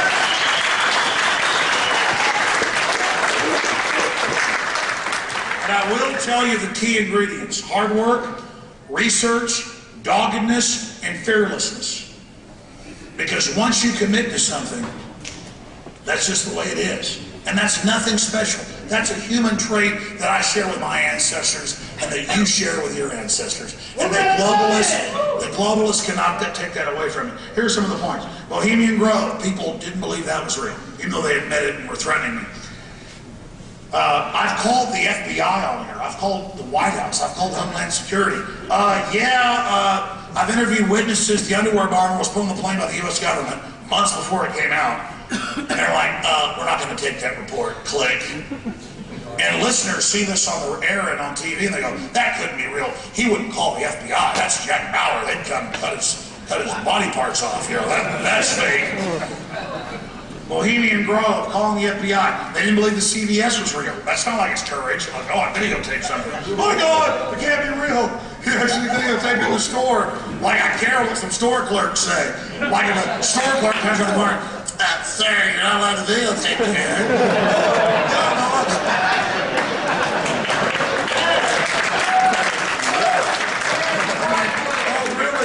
Really getting to me right now.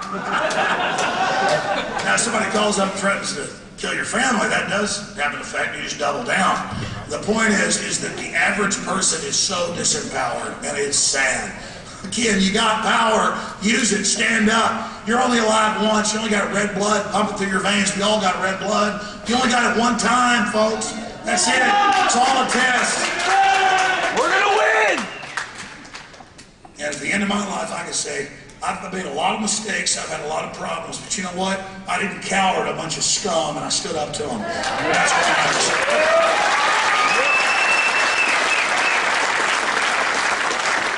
We're told these lies that you can't fight City Hall. Every time I see people actually get together and keep fighting City Hall, if they've got justice on their side, if they're right, if the system's wrong, they may lose 2, 3, 4 times, but everybody I've ever seen who keeps going and going and going and going and saying, I don't care whether I win or lose, I'm going to keep on coming. Nobody can stand up against that. Like it was the founder of the Texas Rangers who said, I'm going to probably butcher this from memory, but a man in the wrong can't win against a man in the right who keeps on coming. It is that commitment to keep on coming that is going to defeat the globalists. Continuing with successes. We can fight City Hall. We are fighting City Hall. Look at We Are Change. A 19-year-old kid part of New York 9/11 Truth. Luke Rudkowski gets kicked out of 9/11 Truth because his foundation funded in New York. He's getting into the New World Order. He's getting into how America's controlled by these banking interests. He's not just blaming America like the globalists wanted him to. He's actually realized that there's a group above America using us as their power slave, and they tell him, you're out of the group. Then I get calls, I get invited to join. Oh, these people want to meet with you, and all these fancy rich people. No, I don't want to meet with you either. So I call Luke up, and I say, well, they don't want me to talk to you. I better get you on. And I get this one 19-year-old kid from New York. There's now like 400 plus groups all over the world. We Are Change, Real Change. Fighting the globalists. Another example of what action does. The universe responds to it. The universe responds to commitment and honor and sacrifice. That's one of the biggest solutions here, and I'm going to get to it right now. Look at Ron Paul.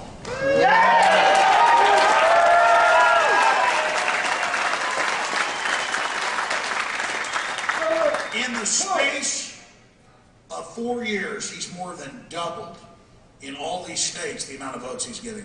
He's winning almost all the straw polls, the debates, being short shift on the time on the debates, being attacked, everything, and now it's all over the news, Washington Post, you name it. Oh, he really did win Maine. Oh, they are throwing the election out in Iowa. We're not going to say why.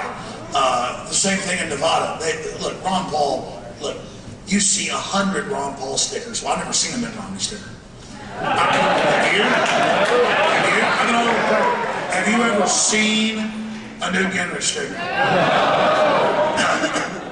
No. You've not seen a Santorum sticker? And they can steal these elections, but they cannot steal the fact that it changes month to month. He gets between 71 and 75% of all military donations. That's right!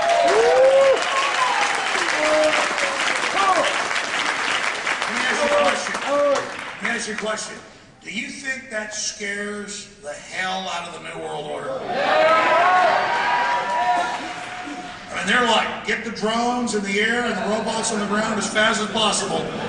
And I get all the DHS memos, the police and military send them to me. It's all, the veterans are terrorists, get ready to kill them. I mean, it's just like, remember when 4 years ago when I got those documents, nobody believed them? Where it's like, the returning veterans are the #1 threat, and Ron Paul supporters are #2, and There's an anti-tax movie by Aaron Russo that's number 3. These people don't like the Federal Reserve, which we all know is government. They actually told the cops that. And then the cops go look it up and find out it's private. See, the lying runs out at a certain point. And I can't tell you how many military people, brass, you name it, talk to me on and off air. And they tell me, oh, about 80% of my command's awake, 70%, rarely it's below 50. And I mean, they're waking up fast. They're waking up fast. They're waking up fast. Yeah. And the globalists, they want to get us into a new war because they know Americans, once we're in a war, will kind of, well, I don't trust the government, but we're in a war, you know, I better do what I'm told. The point is, that trick only works so far. The fact that we've gone from Ron Paul 15 years ago, 16 years ago when I was first interviewing him, getting no co-sponsors to audit the private Federal Reserve, to passing it in the House, and the Senate had to kill it procedurally. You're like, well, they still killed it. Oh yeah, he's about to get the votes again. The point is, we've gone from nothing to passing it. The point is, okay, they're cheating on Paul. We show everybody how they cheated. And he goes around and educates people. Resistance is victory. Every time we decide to stand up to these bullies, we get stronger each and every time. Don't you see it?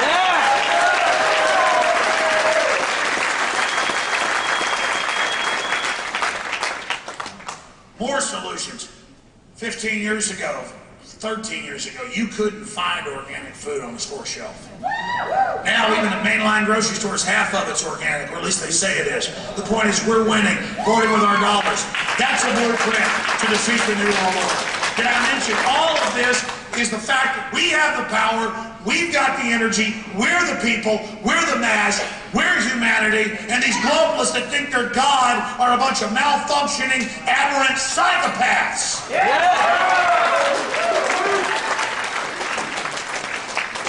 The in the Fed movement's exploding. The organic movement's exploding. Suddenly, every grocery store I go to, 2 years ago, it was like the trendy places. Now it's regular grocery stores. Oh, we don't have BPA in our plastic baggies that sterilize you, give you cancer, women breast cancer, men prostate cancer. We don't have BPA, we don't have fluoride, we don't have, oh God, we're not any part of that. No, buy our stuff. See, you take action, nothing can, that's why, if you look at 3 years ago when it came out, the swine flu doubled your chances, the vaccine, doubled your chances if you took the vaccine to get the flu the next year, had all these health problems, didn't protect you from swine flu, which was non-existent, the H1N1, all this garbage. As soon as all that happened, suddenly everywhere you go, it's flyers. People come into your office, we'll bring a chocolate cake and shots for free.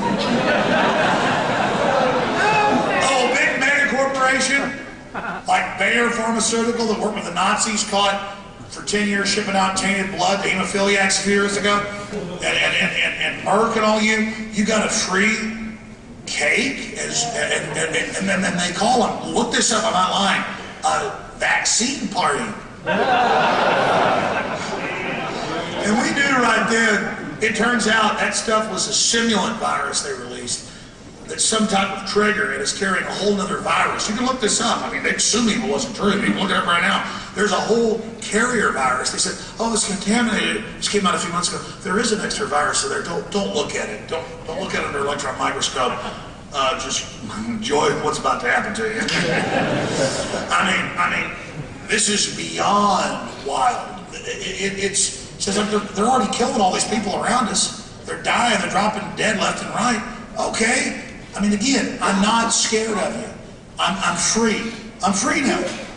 And I'm free. I'm free. You got that? I'm free. I'm free to you. I'm free to fear. I'm free of it all. I'm not going to watch you sit there and kill people all day long. You want to kill me? Go ahead. All I know is at the end of the day, you're going down. Yeah! Continuing here, states' rights is exploding. Nullification of out-of-control globalist edicts through our federal government are exploding. Cities, from the one in Tampa with 1 million people, to Calgary up in Canada, to all over, are removing fluoride. They have the science come in and go, 7-fold increase in bone cancer, brain damage, here's all the documents. And they go, okay, you're right, we're gonna take it out. The people are like, well, Alex, even though you're having some successes, the states in New Jersey and Arkansas are just passing laws to forcibly fluoridate the water. They're like, see, you failed. The feds came in and got that. I'm like, I failed? We pointed out it's not the law and made them respond counterattacking. I'm in the fight. I'm not failing. I'm not just laying here and taking somebody attacking me. And you think I've just begun to fight? I haven't even gotten started. Yeah! But they can't kill this message. They've learned that. You're there. You are the future. You are the leaders. You are the resistance. That's not just something here for a crowd to make you feel good. I mean it right here in my heart. Yeah! You are the resistance. You are the future. Your children are the future. You are what's standing between us and the eugenicist death cult of the New World Order. Understand that? You realize that responsibility? What are you going to do? Let me hear your war drill.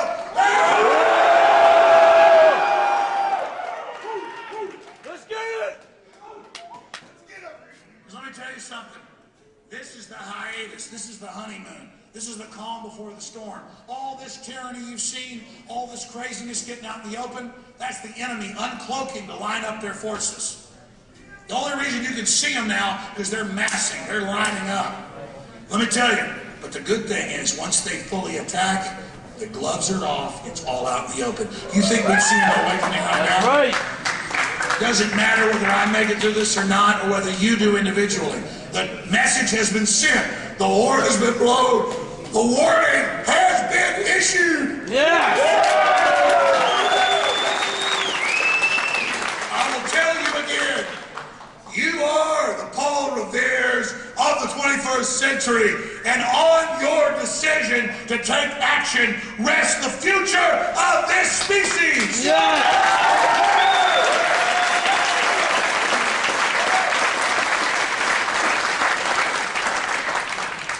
All right, in conclusion, then they've got some microphones over here, and I'll take some questions. There's a lot of other solutions I didn't get to. You know, homeschooling's exploding everywhere. It's not just for the Amish anymore. States' rights. Police and military are waking up everywhere, as I said, and refusing to do gun confiscation drills in places like Arcadia, Iowa. All of this is going on. I want to give you a quote. George Washington gave one like it. Thomas Jefferson gave one. They're all similar. But all that evil men and tyrants need to flourish, grow like big trees, flourish.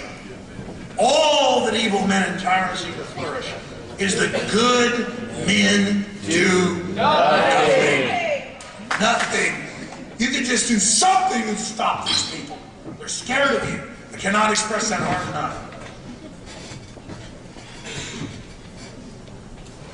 And finally, for solutions, constructive criticism is given in a friendly way, in a loving way.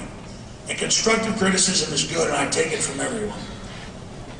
But it's generally done privately, or it's done with, we're doing great work, but I think this is a better idea. What do you think of this? When you see people operating as patriots, and you see them operate and then start attacking others savagely while not attacking the greater evil, you can be assured that by contract or by spirit, unconsciously, they are serving the globalists. I already knew this years ago, COINTELPRO, you name it. But Cass Sunstein, 3 years ago, the White House regulations are said, we will pose as conspiracy theorists, those that question known liars. That's the definition of that. You question known, confirmed liars, you're a conspiracy theorist. Think for yourself, read government documents, you're a conspiracy theorist. We will infiltrate their ranks, and we will attack them. We will cause infighting, we will put out fake theories, we will do all of this. And you need to understand that infighting is the globalist tool. They intend, and let's say you totally disagree with somebody about something. The point is, do they have the power to tax, the power to destroy? Are they pushing vaccines on you? Are they the system? Are they the man? Because let me tell you something, we can all kill each other later if we want, after we've dealt with David Rockefeller and Bill Gates and all Listen, I can call them Nazis, but everybody uses that term. These are not Nazis. This is the creature. This is the creature that gave birth to the Nazis.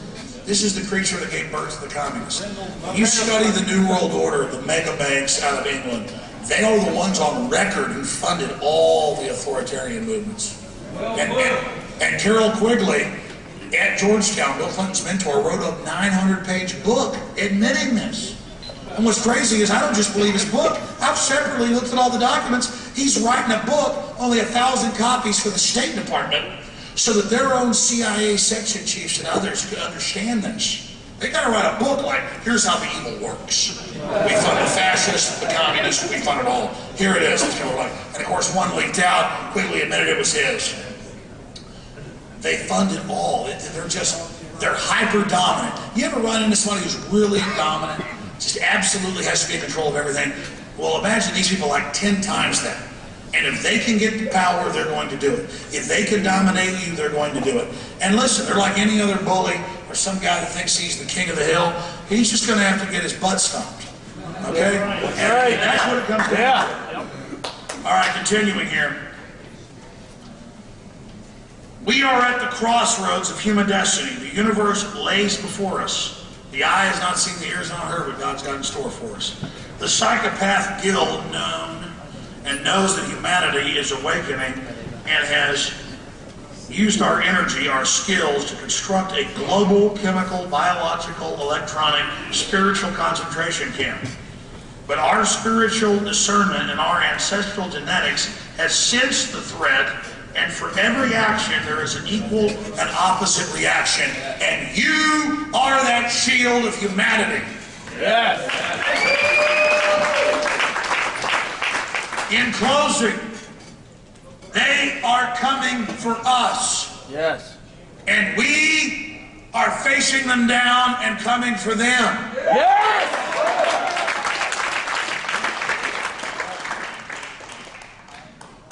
The globalists are girded for war against us, as I mentioned earlier.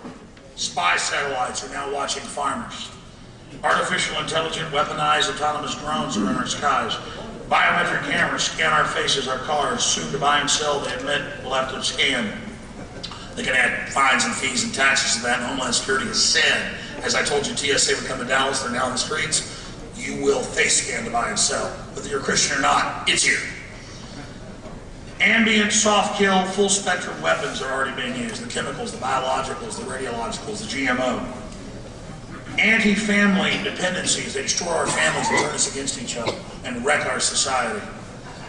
And all the pollution and curses that come from it, the crime, everything, then they pose as the saviors after they've wrecked our society.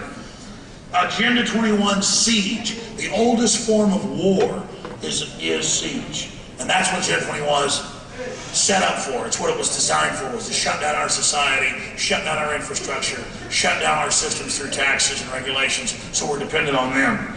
Realize they are against us. They are engaged in slave disarmament, as they call it. They attempt to disarm the people, but that's failing. Giant wars of death and destruction to demonize America's name while they build their new world order. They get all the power and control, we get the blame and pay for it. A spy society, co-opting the youth, going to spy on their parents, the preachers spying on their flock. Classic police state checkpoints on the highways. A national security state operating in secret, and even when it gets caught shipping in drugs or guns to Mexico, they don't get in trouble. I close with Ron Paul and a quote from his book, In the Fed. It is no coincidence that the century of total war coincided with the century of central banking. Ron Paul, In the Fed. I'll say that again. It is no coincidence that the century of total war coincided with the century of central banking. Ron Paul. Yep. Good.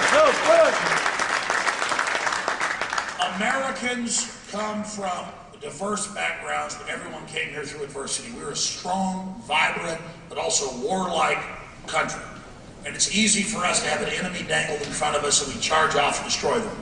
Let's not be mindless beasts of war for the globalists to destroy countries they want to take over. Let's become conscious of this and realize the real enemy is taking over our nation, as Cicero said, not with a banner openly against our walls, but from within as the traitor, as the plague. We must cut off the enemy's blood supply.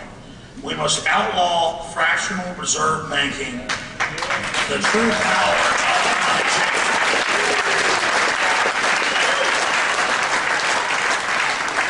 It is only by ending derivatives, fractional reserve banking, the Federal Reserve, where these rich families issue zeros and ones, we go into debt to them out of nothing. That is the root, the heart of the New World Order. The love of money, I wouldn't say, is the root of all evil. It is to a certain extent. But it's the creation of money that is the root of evil's control. And that's what we face. So I have given you here what I believe, and from my research, what I have seen is the clearest path towards resisting the globalist.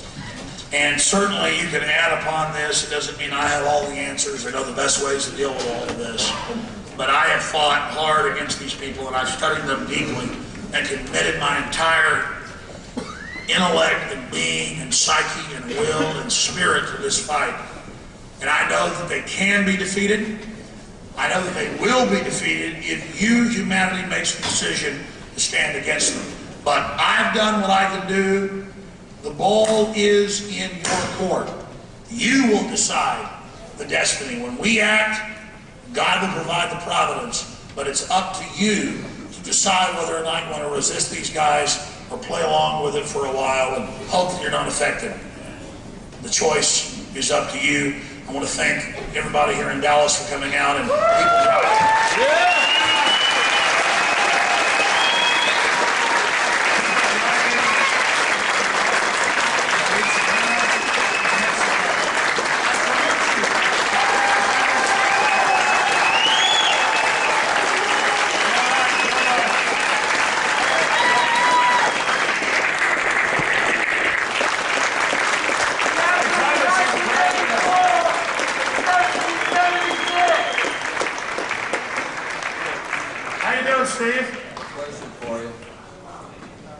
Sunday school this morning. That's good. They tell you to worship the government. Yeah. Jesus loves This is one of all buddies. He knew me back when I was like 10 years old. How you doing, Steve? So, you know, we have a lot of corporatism in the churches. Yeah. Clergy response teams. Yeah. So, you know, there's also a lot of people trying to, well, they're waking up in the churches, but they, you know, I see this problem with the corporatism in the churches. How do we go from our just general message, you know, which they're giving a good message, but you know, they could be a good part of this getting out of our dilemma, you know, and be a force. That's an incredibly complex question. The big thing is that the churches won't lead against the tyranny, start new churches. But if the churches are okay but aren't leaders, start your own groups out of the churches. But the churches are what started the war against the British tyranny that was like a sweetie cake compared to this tyranny. So what do you think we should do? I mean, that's it. Hell, any church leader that doesn't see that our country's turning into a fascistic police state is either blind or they're in the service of the New World Order. And as you say, they're starting to wake up. And so if your preacher doesn't get up there and speak out against this, again, they're either an idiot or they're serving the New World Order. Yeah. I mean, hell, it's not like we have any future under this anyways. Why are all these cowards groveling to it? Good to see you, buddy. Go ahead, sir. Well, there it is, buddy. Have you gotten a chance to see the documentary Thrive and talk about free energy devices as far as, engines that run on magnets? Yeah, I finally watched Thrive the other day. I'm going to rewatch it again probably tonight. Actually, Richard's back there. I know I have the DVD. I was like, maybe watch this tonight. So I'm going to interview the guy that did it in a few weeks. There's all sorts of technology. The government calls it disruptive technology that's been blocked. I haven't talked a lot about free energy because anything that's so revolutionary, and it's real, obviously, but suppressed, there's a lot of con artists that get involved, and they collect money in the name of launching some free energy system. If an EMP hit our planet and knocked out 100 big transformers, we might not have power for 5 years. My point is, it took decades to build what we've got on this current system. So I hear these people like, we'll be off the New World Order's power grid in 6 months, just send us money. That's not real. What we need is small free energy systems that are demonstratable, that can run a radio or a clock or something, and then if people popularize that, then we can start expanding those to bigger machines and the systems to do it. But I know free energy is real. There's a lot of alternative energy. I've seen the patents from 30, 40, 50 years ago where they had 50 mile, 100 mile, 150 mile a gallon, gas systems. So yes, I know there's suppressing technology. It's just that it's just so hard in a big industrialized society to ever roll that out. What's your point on that? I don't know. I just had seen some engines that have ran on magnets, or a car that runs on water, or a generator that powers the battery that powers. You've driven in a car running on water? No. It's on the internet. I mean, she has. I believe you. I know listen, I'm so busy covering everything else, I believe it's Get real. a company to sponsor you. I mean, why not? Find something. Now I'm going to look more into it. I hear you. I'm glad you bring that up. Quite frankly, I can't tie my shoelaces, much less build a water-driven car. Mike Stritch. I know how to rant and rave, though. Thanks, buddy. Okay, there's going to be 2 free delegate training sessions, and I've got the website for you. I'm going to give you time to pull something out, to write it down, whether it's your phone or whatnot. It's a website. We're bringing in experts. It will be in the Dallas area. For Alex Jones, when are you going to go on the Joe Rogan Experience podcast? I'm sure he's invited you. He says he's invited you. I've known Joe for like 13 years now. I knew he was right off news radio as he would come to town. And I've played phone tag like 5 times with him the last 2 months about him coming on my show. And he's always like, I will when you come to LA and do my show. So he's been asking me for years. Next time I'm in LA, I'll go out. I know Joe is a huge phenomenon and a guy really waking up to, beyond waking up, the whole paradigm, and I will try to go on there. Speaking of activism, definitely get involved in the Ron Paul stuff, because even if we don't win, we win by resisting. And secondarily, I was going to hand out, I brought like 20,000 bumper stickers or something, and they told us, listen, Alex, since you were here 6 years ago, people stick them all over the walls when they leave. Which I believe, like other people's bumper stickers. So they said, you can do it when you leave. So when you leave, I'm going to have folks, but I tell you, I told them, my crowd won't do that. They said, there's always somebody who ruins it. I want you to take 50 bumper stickers a piece and festoon them wherever it's legal and lawful. They're back there at the back. Okay, it's RonPaulDallas2012.com, RonPaulDallas2012.com. 2 free experts. I agree with you, but I think Dallas ought to get the damn fluoride removed out of the water. I grew up in this town. I didn't like the water on fire. I said that on the web. People thought I was serious. It's a figure of speech. Hey, great job, buddy. Go ahead, sir. I wanted to say one thing first. Before today, I had no idea what you looked like, and glad to see that you're very handsome, cool, enthusiastic, awesome guy, man. I look like a hillbilly bobble. No. Second of all, one of the points that you made in your speech was that, why would these people at the very top, they would seek to destroy the planet, or they'll go so far what they want, completely destroy the planet. I think there's a high possibility that it's more of an intergalactic type of thing, in that there's orders and Yeah, that's on the- other planets and yeah, stuff like that. The God of the sky, buddy. Yeah, but I think that they answer to somebody who is on another off. All I know is the globalists are crazy and they're trying to kill us.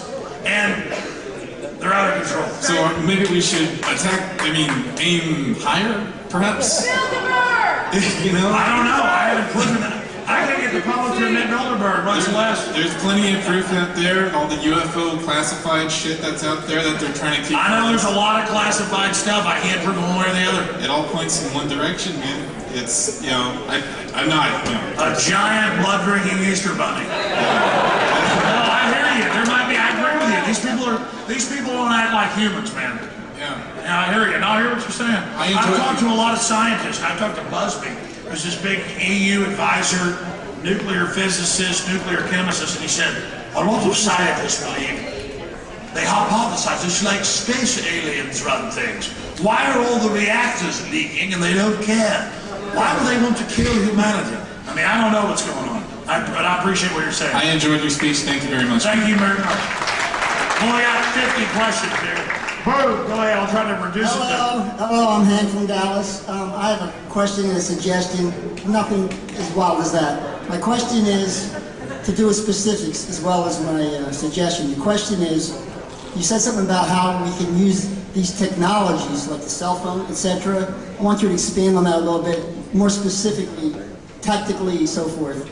How would you use Well, the cell phone against them? I mean, the cell phones track you.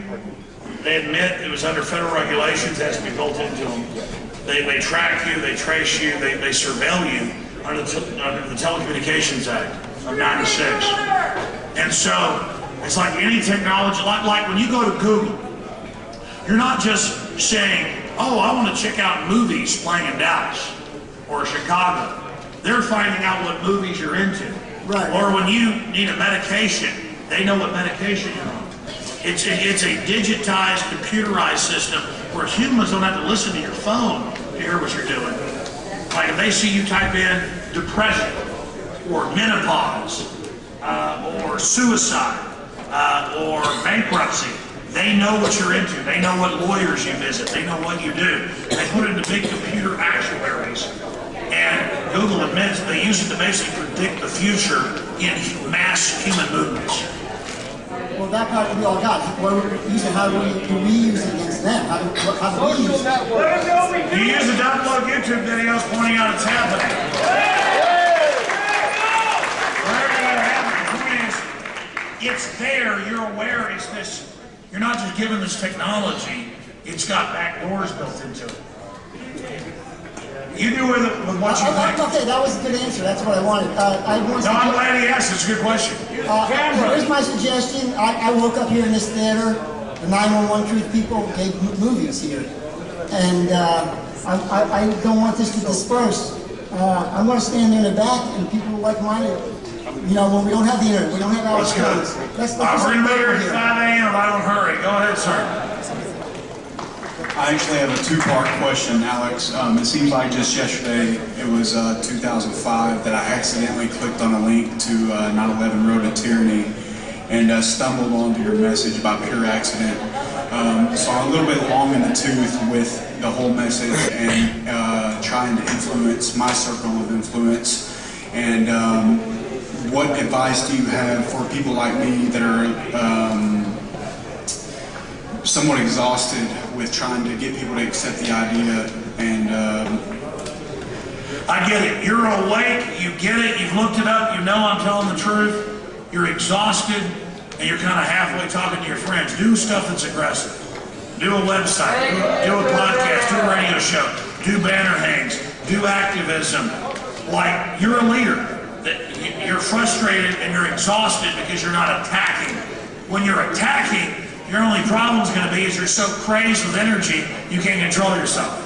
And the second part of my question is, what advice do you have for parents like myself to basically discover what the do's and don'ts are with the school board and the school's jurisdiction over our kids as far as vaccines? Well, look, where can we get more educated on that? As anybody knows, we're free human beings, and we got free will, so I think I'm a decent parent, but trying to control your children, I'm not going to give advice on that. No, I mean in terms of the school board's jurisdiction over our parents. They have. Where can we get more educated on? All they have is the BS they make up whatever you give into. As long as your child, they don't have jurisdiction to make them take shots. They don't have jurisdiction to put them on Ritalin. You've got total jurisdiction to homeschool them if you want, or put them in, Is there somewhere we can go to read? Because the people that are on the school board are just basically Susie soccer moms that were just elected, and they sit up there and smile and look. Yeah, useful idiots to do whatever they're told. Exactly. Where can we go to get the actual, what the real deal is in terms of the school board? Charlotte Iserby, she was the head of the Department of Education Policy. Her book's free online at deliberatdumbingdown.com. Okay, thank you Thank you so much. Go ahead. Alex, first of all, I want to thank you very much for what you've done for the Patriot Movement. Thank you. One question I have with Codex Alimentarius, as well as the Food Modernization Act and chemtrails as well, I'm going to bundle it all for one thing. We need someone to stand up. We have Ron Paul going for us, but can we get you to vote, or not vote, but run as maybe governor, congressman, senator?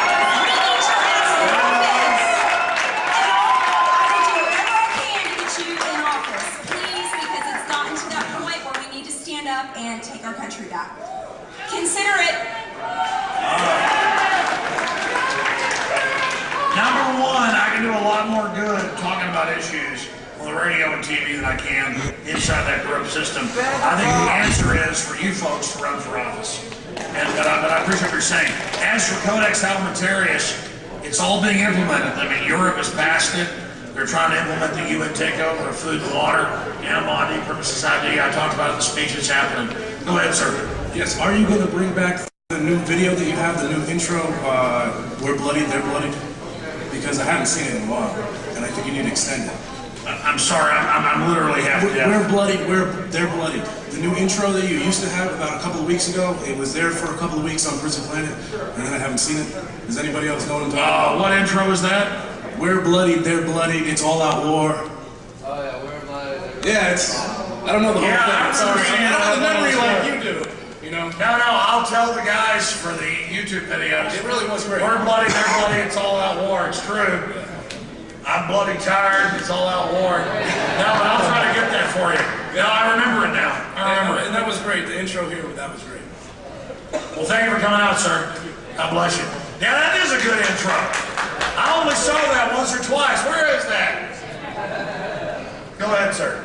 Hey, Alex, how you doing? I first woke up to the movement, I guess, when I watched the movie The Money Masters, and it blew me away because I'm 45 years old and this is the first time I heard about this, and I consider myself fairly well educated. The question is to do with the Federal Reserve and their 100-year charter coming up. How are they going to get another 100 years, and how can we expose the politicians that, one, don't know anything about it, and two, are going to vote for another 100 years of it? Man, that is a good question.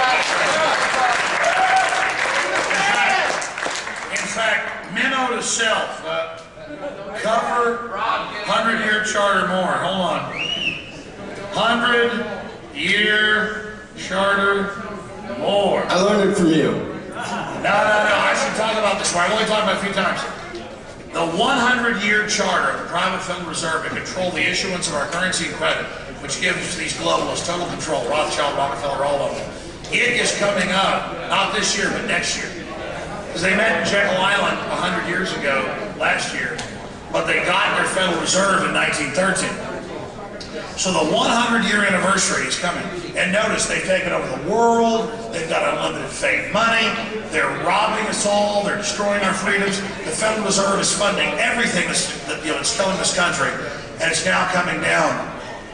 And we've got to say, 100 is enough years, time to die.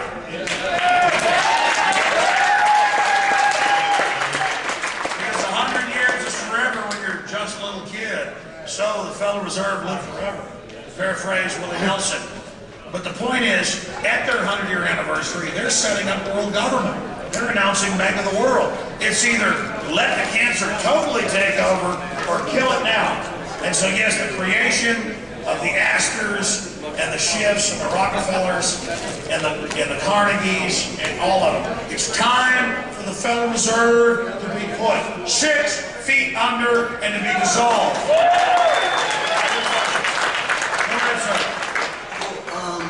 Elaborating on a question that was asked previously, and my own thing as well.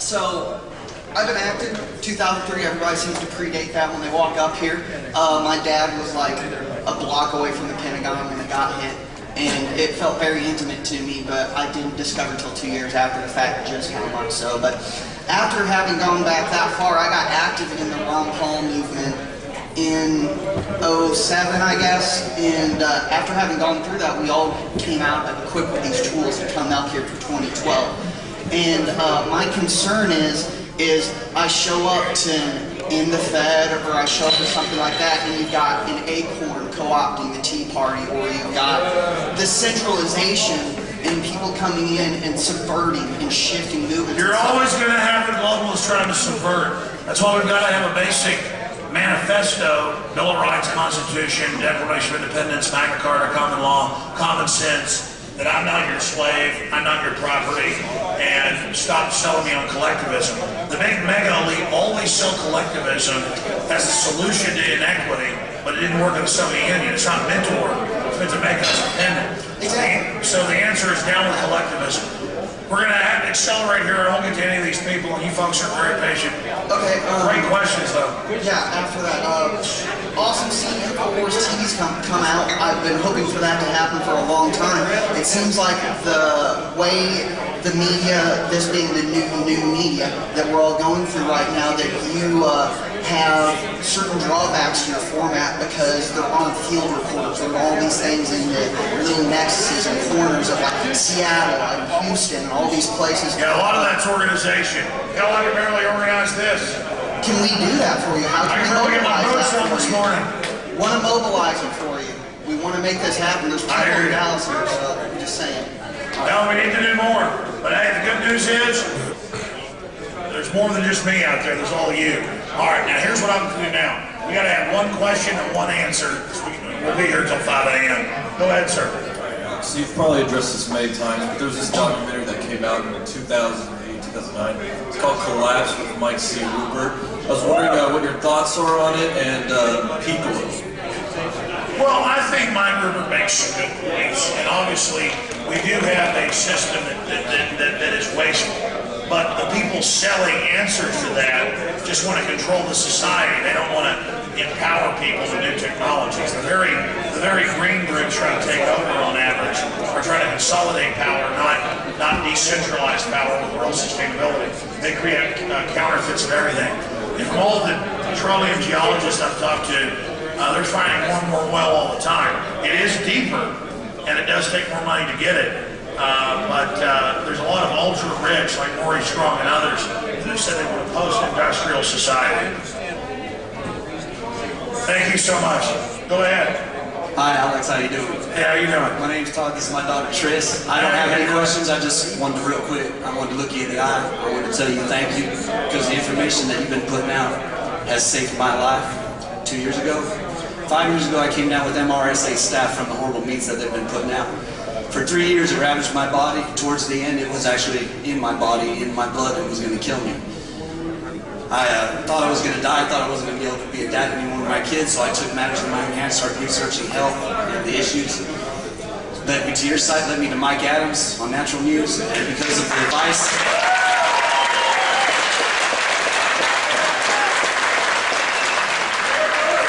Because of the advice that I have gotten and took and started implementing, I've reversed the MRSA stuff. I don't have it anymore. It's been gone years and a half.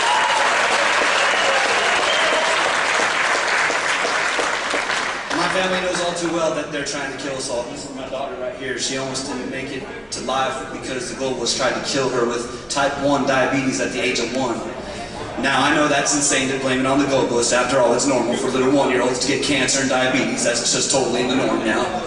But anyways, with the same information that I saved my own life with, and kind of used that to reverse her condition over the years as well. I don't know. I have not made her any promises to this, but all I know is the information that you and people like you are putting out are saving lives. I just wanted to look you in the eye and tell you thanks. Thank you. Let me say something about that.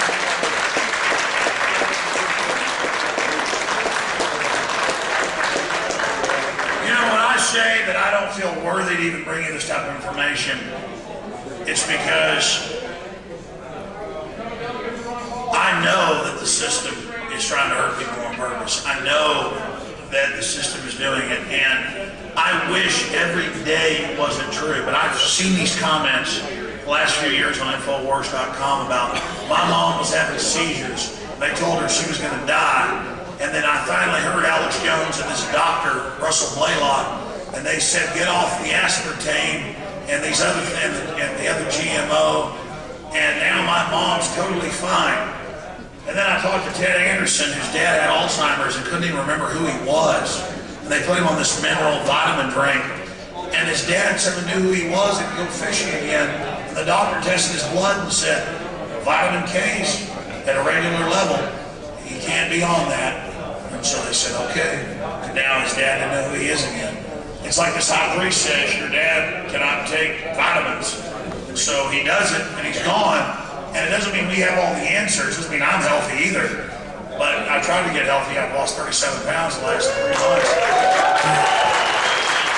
The point is that they know what they're doing. And here's this guy who's going to eventually die, all this stuff. I mean, look, 50 years ago, children never had cancer. Now it's like, oh, that's just normal. You just do that. And we just get comfortable with this. We have to stop being comfortable. And you know, a young lady earlier talked about Codex Alimentarius and the whole UN. They're attempting openly, they've already done it in areas of Europe, to not let you have more than just a few milligrams of vitamin C. I mean, again,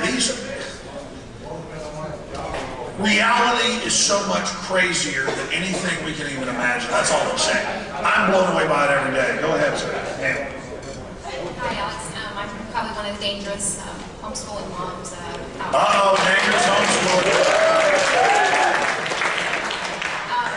I'm a mom to 12, so I've become proactive now and become a delegate up in Stevens County in Oklahoma for Ron Paul. My question comes based upon, well, first elections. I actually had a son that was a Ron Paul delegate back in 2008. And he kind of got out of the whole idea of politics and so forth because he saw the corruption. We live in the reddest Oklahoma. Actually, I'm native Texan. That's my husband's a disabled veteran, and we wound up in. Oh, homeschooler with a disabled veteran? This is, oh my God, this is really evil. Yeah, we drink raw milk and we live in the country, so. Oh man, this is bad. This is all bad. My question is, being a delegate, you know, I'm trying to go through the process, made it through the county and going to the district. But as you see the corruption in all the elections, is there anything that we can do on a local level? Yeah, you can run up against it and prove it's corrupt. I mean, look, Ron Paul running is showing them stealing every state from him. People are like, seeing it. So people are like, well, why say run if it's all a fraud? Because you've got to show it's a fraud. Nobody watches Don King fights anymore on pay-per-view because everybody knows they're rigged fights. And it took a lot of rigged fights to show that. And so we're just showing people. We're just doing all we can down the line. We're proving our points, do whatever we got to. Because if we withdraw our consent and stop complying with this system, it doesn't matter what puppets they put in, it's coming down. And I don't want the system to come down, except that it's so cancerous, it's got to come down. It's going to be painful if it comes down. It's going to be irrevocably painful if it doesn't come down. And go ahead, sir. Thank you for your passion, your commitment, and don't worry, I'm going to call Homestead Security on our homeschooling. Good. Call me. Anybody that paid cash for coffee, call me. Pay cash. Do it for Janet. I'm going to do it for America. Do it for Janet. Now get out there and start spying. Well, my question is, what is your thoughts on the sovereign movement, and do you see that as a viable way of stepping out of government supervision? Yeah, I mean, the system is fraudulent. When you have a lawful constitutional government and real juries and real voting, you should abide by the law. This is not a real government. This is a fraud. It'd be like in Nazi Germany or Soviet Russia, people not following the law. I mean, if it's not following baloney government laws, I'm all for the sovereignty movement and non-compliance. I mean, at this point, we all choose our battles. I'm not telling folks what to do. I comply with many things because those are battles I'm not going to fight. But for the average person, low-intensity conflict, make your own decisions, but non-compliance is the way to go. Again, the power of action. And I meant to explain that in the speech, and I didn't really. But people think, my God, he went to CBS and shot a video, wouldn't they come after him? There's like one person working there. When I finally got to the counter, I had to wait 5 minutes. It was like a line. They had one poor guy running around. I mean, the system is so robot run. We've got all the power. We've just got to stop being programmed into complying with it. You don't have to be like Rambo or the hero that fixes it. That's one big thing the globalists do. They sell this image that you've got to fix it all yourself overnight. You got to do little stuff, little acts of sabotage, little acts of resistance, little acts. That's just like stabbing them. Death by a million cuts. Just look. Don't even think about results. Start resisting. Start resisting, and that's where it's at. And obviously you know that. That's all we can do. Whatever happens, I'm resisting. I'm not gonna lay down. You want to kill me? It's not going to be on my knees in the ditch. You may kick my butt, but you know what? You're going to get a fight. You know what I mean? I mean, hell, that's simple. You're walking along the parking lot, somebody comes up, starts punching you in the face. You're not Mr. Billy Bad Butt, but you're going to start punching. That's what this is all about. We got a right to resist these people. We got a duty to resist these people. And you know what? We're going to resist them. Yeah! Woo! We're never going to get out of here, damn it.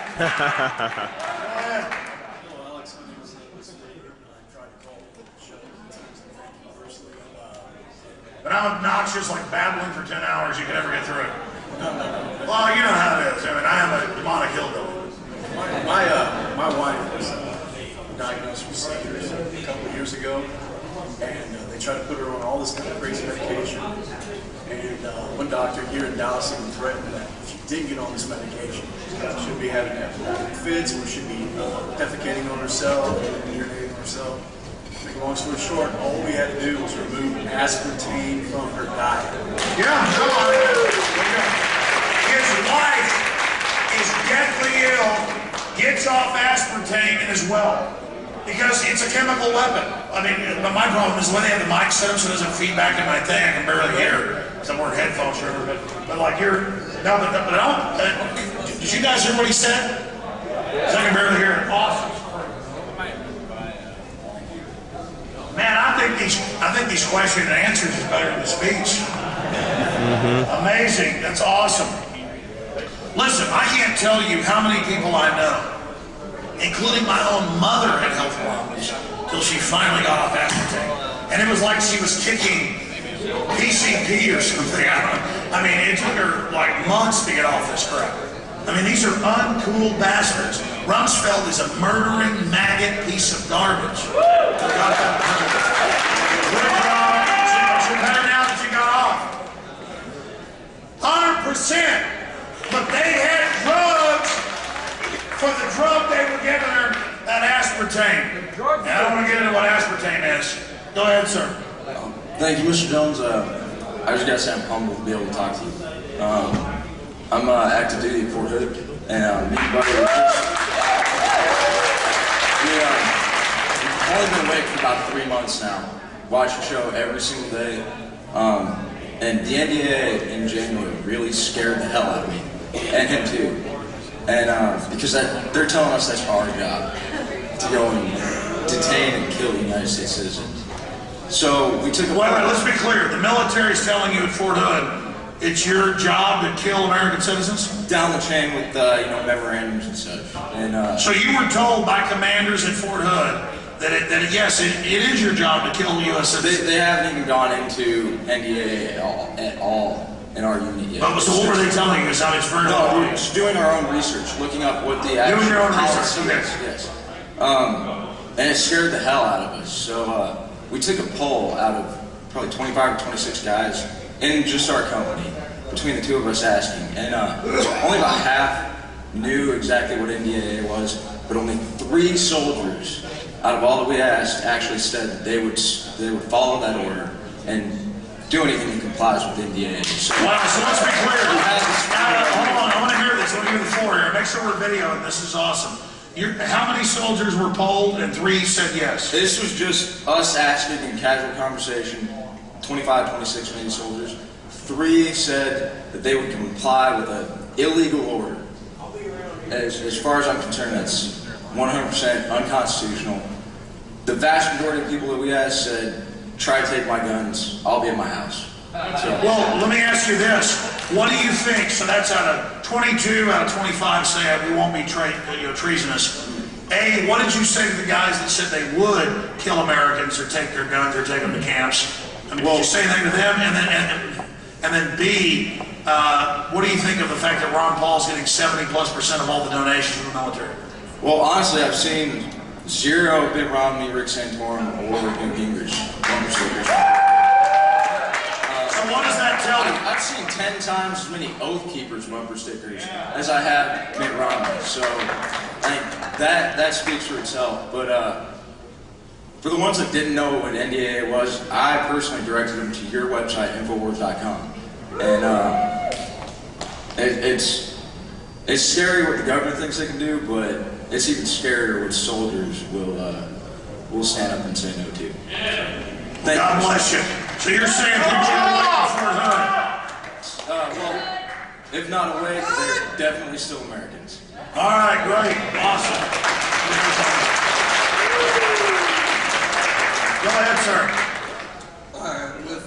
Please forgive me, I've been yelling a lot, and I had this thought, and it's with your approval, to give, it's kind of like a little game that we might play with our cell phones.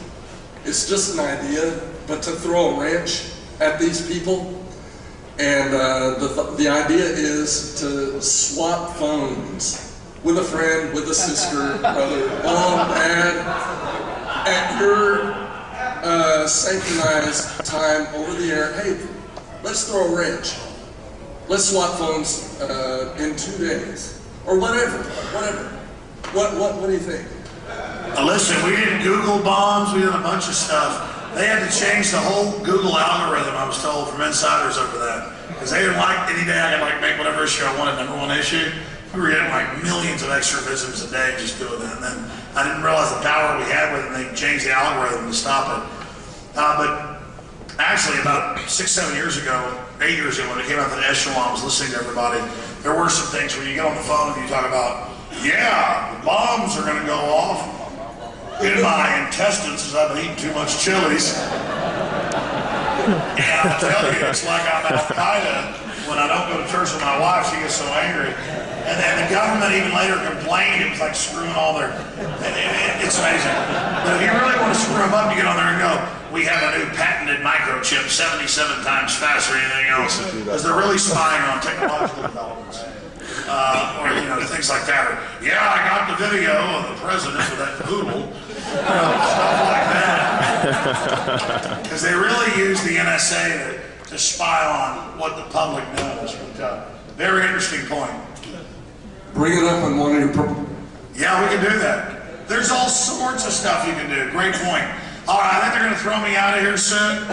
Be sure to get the free bumper stickers, but I want to give the 6 or 7 people there and the 10 people there. So just do this. Let's just hammer through one line first, and then the other line, a question and a 20-second answer. Go. Mr. Jones, Kelly Burnett. I live here in Dallas. I'm originally from a small farming community in West Texas. My stepfather who lives there was recently sued by my alma mater, Texas A&M University, and a company that rhymes with Monsanto, about a genetically patented gene that he just so happened to come across when he was reclaiming his seat at the end of a planting season. My question to you is, based off what you know and your mind on a frying pan of knowledge, what happens in the near future when a person gets a hold of a genetically patented gene? Oh, that's an incredibly good question. They're already suing people for 40 years. It's 40 years this year, 2012. For 40 years, all baby's blood from the Western world is taken and put in a database. And so when you go in and get a genetic therapy, they go, oh, we got your blood 35 years ago. It's going to be $300,000 for that treatment that'll cure your breast cancer. That, by the way, we gave you, but we're not going to mention that. You can type in, there's articles about that. So that's already happening. And then Monsanto infects your crops, trespasses, pulls them. And it's not like a man and a woman where it's 50-50. You know, a corn plant can have 20 daddies and mommies or 100. They go, oh, we found 1% of our genetics, we're suing you. And the courts rule, yes, we infected you, but you owe us. So that's what they do. And it's just, they own the courts, they're incredibly criminal. Yeah, they forced him into a settlement of $40,000. Yeah, they forced him into a settlement because Bill Gates owns it and he's a eugenicist. So are they patenting human genes? Yes, they're patenting human proteins and subgenes and variants of genes. Yes, sir. Thank you. Thank you so much. Sorry. Thank you. Do what? That was the 22nd. We're never going to get through this damn line. We'll go back to this one over here. What am I supposed to do? We got a 5-minute question. That's damn important. Hey, believe me, I'm tired. My wife never gets sick. She's actually throwing up in the hotel room with 3 kids. She's a trooper, though. Jeez. Oh, you bet. I'm not complaining. Point is that it always rains when it pours, doesn't it? Years.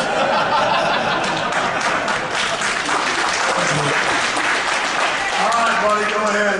All right. Sorry to hear about your wife, Alex. I hope she feels better. But my question's kind of similar to the guy you were talking to, the young military guy. Out and about preaching the word of liberty, I meet a lot of young guys who are in the military. And I always ask them, 2 of my questions is like, if you were ordered to go out and take American citizens' guns, or if you were ordered to take American citizens to an internment camp, would you actually do that? Their answer always is, yes, I would, because I serve the commander-in-chief through government documents that I sign when I get into the military, basically a government contract. Yeah, now, is that true, or is it's really that... the Constitution they serve? Sorry? It's really the Constitution they serve. Yeah, they try to confuse them. Now, is there, and my question was in that, is like, is there actually verbiage or you defend the Constitution from all enemies, foreign and domestic. And then you don't follow unlawful orders. But what they'll do is they'll blow up Chicago or Dallas. That's one of the places they've listed. They'll bomb a major city, and then they'll say, we've got to do this. Or they'll have so many homeless in all these drills that, oh, the public wants to be in the camp. I've been to these urban warfare drills. People are begging, I want in there, give me the food. And they train the troops that, oh, you're going to want to be in the camp, but you are processed and everything, and there is a stockade in the camp. And if you read the Emergency Centers Establishment Act we tried to pass last year, it confirms everything we reverse engineered, that the system plans to like sell this as, oh, it's for an emergency. It's for an emergency, and then they plan to blow stuff up and lock up the Muslims first. Well, that's just them, that's all right. And then, well, they've got sympathizers. So they've got, this has all been in Congress, Rex 84, all of it. They've all got it to sell the public why they're going to do it. But because we're here talking about it up front, they may back off. They're way behind. They're not invincible. So, you heard him say everybody's awake in his unit, or like 95% or something, 22 of 25. And so I see that from different people, but I mean, it's always about half the military and about half the police are fully awake. And it's a process. As they wake up more and more, as we educate them, that no, you don't just follow the commander-in-chief. That's the Nuremberg principle of I was just following orders. That doesn't cut it. That was another 20-second answer. Go ahead. How you doing, Mr. Jones? I had to write my question down, but In 2008, banks had a total reserve of $27 billion in excess at the Fed, and today banks have a total of approximately $1.5 trillion in excess reserves at the Fed. So what do you personally believe will happen when all this money eventually hits the economy? We've already got 20-30% inflation in the last 3 years, and I even saw Forbes last week was saying 33% inflation 2012. So that's as much inflation as we've had in 3 years in 1 year. I mean, is stuff costing more, folks? Yeah. Oh yeah. I mean, 6 years ago, I could charge $10 to come here and actually make a profit. I'm charging like 25 after fines, fees, taxes, BS, paying people. I'm gonna make less money this year. Okay, inflation is off the chart. I'm gonna lose money going to 2 places on this trip. Believe it or not. I mean, we can pack the building with 800 people, and after I pay folks to do everything, I don't make any money. But I was here 6 years ago and charged more than half less, and I made a profit. I mean, inflation is off the charts, and it's going to get a lot worse, to answer your question. Thank you. Go ahead. Yes, Alex. I've got to speak with Officer Boot, Officer Jack Boot. I'm at a theater, and there's hundreds of people that believe in freedom and liberty, and they're talking about anti-government message, and I just need to relay that message to Officer Boot, Officer Jack Boot, if he's on the line. Well, Officer Jack Boot has left the building. I think Officer Jack Boot has only shown up a few times.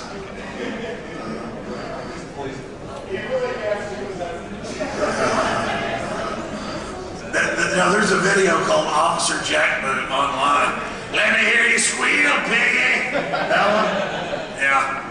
All right. I tried to do Officer Jack Boot, but I can't muster the energy. I've already spilled it all. Go ahead, buddy. Well, I just wanted to tell you that I'm not an American citizen, but I am a patriot to the cause of liberty. I do want to tell you the whole world is waking up. I was born in Colombia, but I lived in 5 countries before I moved here. And I have firsthand seen the pain and suffering that covert and preemptive war causes to people from other countries.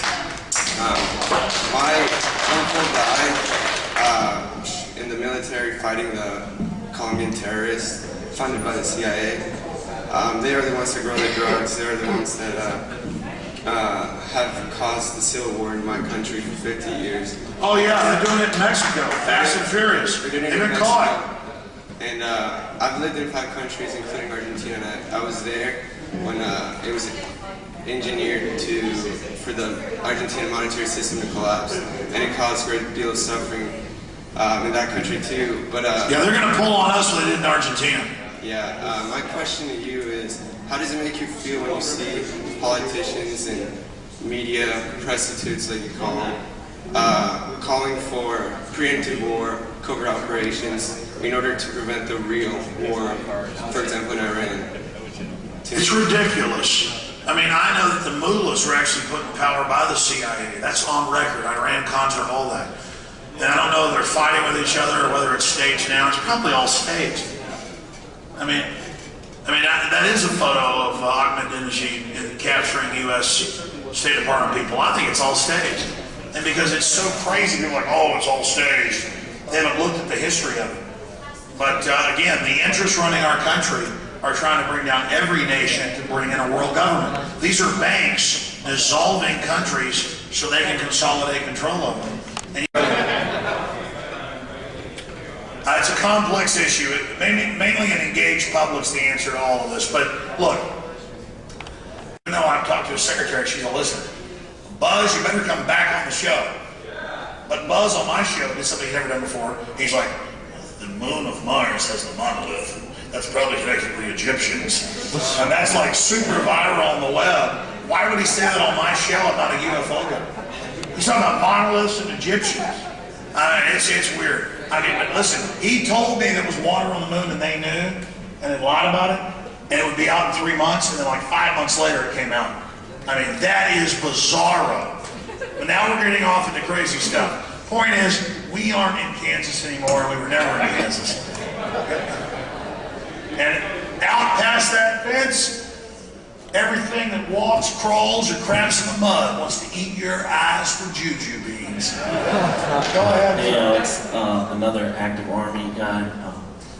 Just wanted to say, it's just a quick comment, we really need to get angry. I know a lot of people like to criticize and say, oh, you need to calm down in this, but I think when you get that fiery passion, that's what lights up inside people and makes them feel that, liberty inside, where you gotta get passionate. It's not about just laying down, you gotta get really angry, you know what I'm saying? Gotta get motivated. They're killing kids, they're killing people all over the earth. We can't just, sit here and say, oh, let's just be calm. Well, they're killing us. When people I gotta go through hell and high water just not to eat all their GMO and their fluoride water. When people see your passion, whether it be in anger, they're gonna have a better reaction. They're gonna take to what you're saying a little more and say, okay, this is actually coming to my mind. I want to think about this a little more. Yeah, good point. That's all I can say. You're absolutely right. Go ahead. I have a question, but I would like to tell you, my sister on her way up here got pulled over by the TSA, and they asked her where she was going and made her stop for a minute while they read her license plate and plugged in some stuff and then let her leave. And I developed a hormone deficiency from or a hormone imbalance from the tap water, and went to the doctor about the problems I was having, and they said that that's what it was. And then later that week, I heard you talking about it, so I stopped and only drank bottled water. And so even your doctor told you? It was a hormone deficiency. No, like a third of women that had hormone problems from the fluoride. Yeah, from the estrogen levels. So I started drinking bottled water, and it went away. But my question, in Job, God asks who will tempt Job for his faith, and Satan says, I will. So Satan goes and kills off Job's whole family, but Job never denies God. And also in Revelations, God says he will kill off 1/3 of the population because we are so far from God and what is right, and he just wants us to repent. Do you think it's possible that we're in the tribulation now and God is allowing Satan through his satanic cult to kill off the 1/3 of the population because we're so far gone and we won't repent and turn back to God? Well, it's a fact, whether you're religious or not. When you get corrupt and don't care about evil, it takes over and runs wild. And so I'm not going to worry about what's coming or what's happening or what's going on. And I'm not even that good of a person. But I'm not going to sign on to all this evil. I'm going to confront it. And so hey, do what you have to and let God sort them out. I mean, that's the answer. You just warn people, oh, they're turning the lights off. I guess that's it. They're giving me the message. That's it. All right, I gotta go. They're gonna kill me. Thank you for coming down, Mr. Jones. Hey, turn that light back on. You guys aren't in that hurry to leave. I've been here in 6 years. I love the Lakewood, but you turkeys put the light back on. We'll be done in a minute. We're almost done. I've been sitting up here doing these questions. I'm more tired than you back there. Go ahead. Thank you for coming to Dallas, Mr. Jones, although I wish you had come to Fort Worth because it would have been a shorter drive for me. My question is this. I heard you mention Goldwater in your speech. Goldwater was once presented with the case of using the Constitutional Convention Clause in the Constitution as a means of enacting political will, and he dismissed it. Given the limited resources of the grassroots movement, do you believe, rather than concentrating on federal elections for federal representatives and federal Senate positions in the presidency, resources and action would be better diverted to go after local elections, force the Constitution? Yeah, no, I totally agree with you. We get 60% turnouts for federal elections when all the power is in the states. We get like 6, 7%, 8%. So yes, nullification, get involved, run for school board, county commission, or whatever. Great point. We got to move quick. Obviously, a big hook's about to come out and go. Go ahead.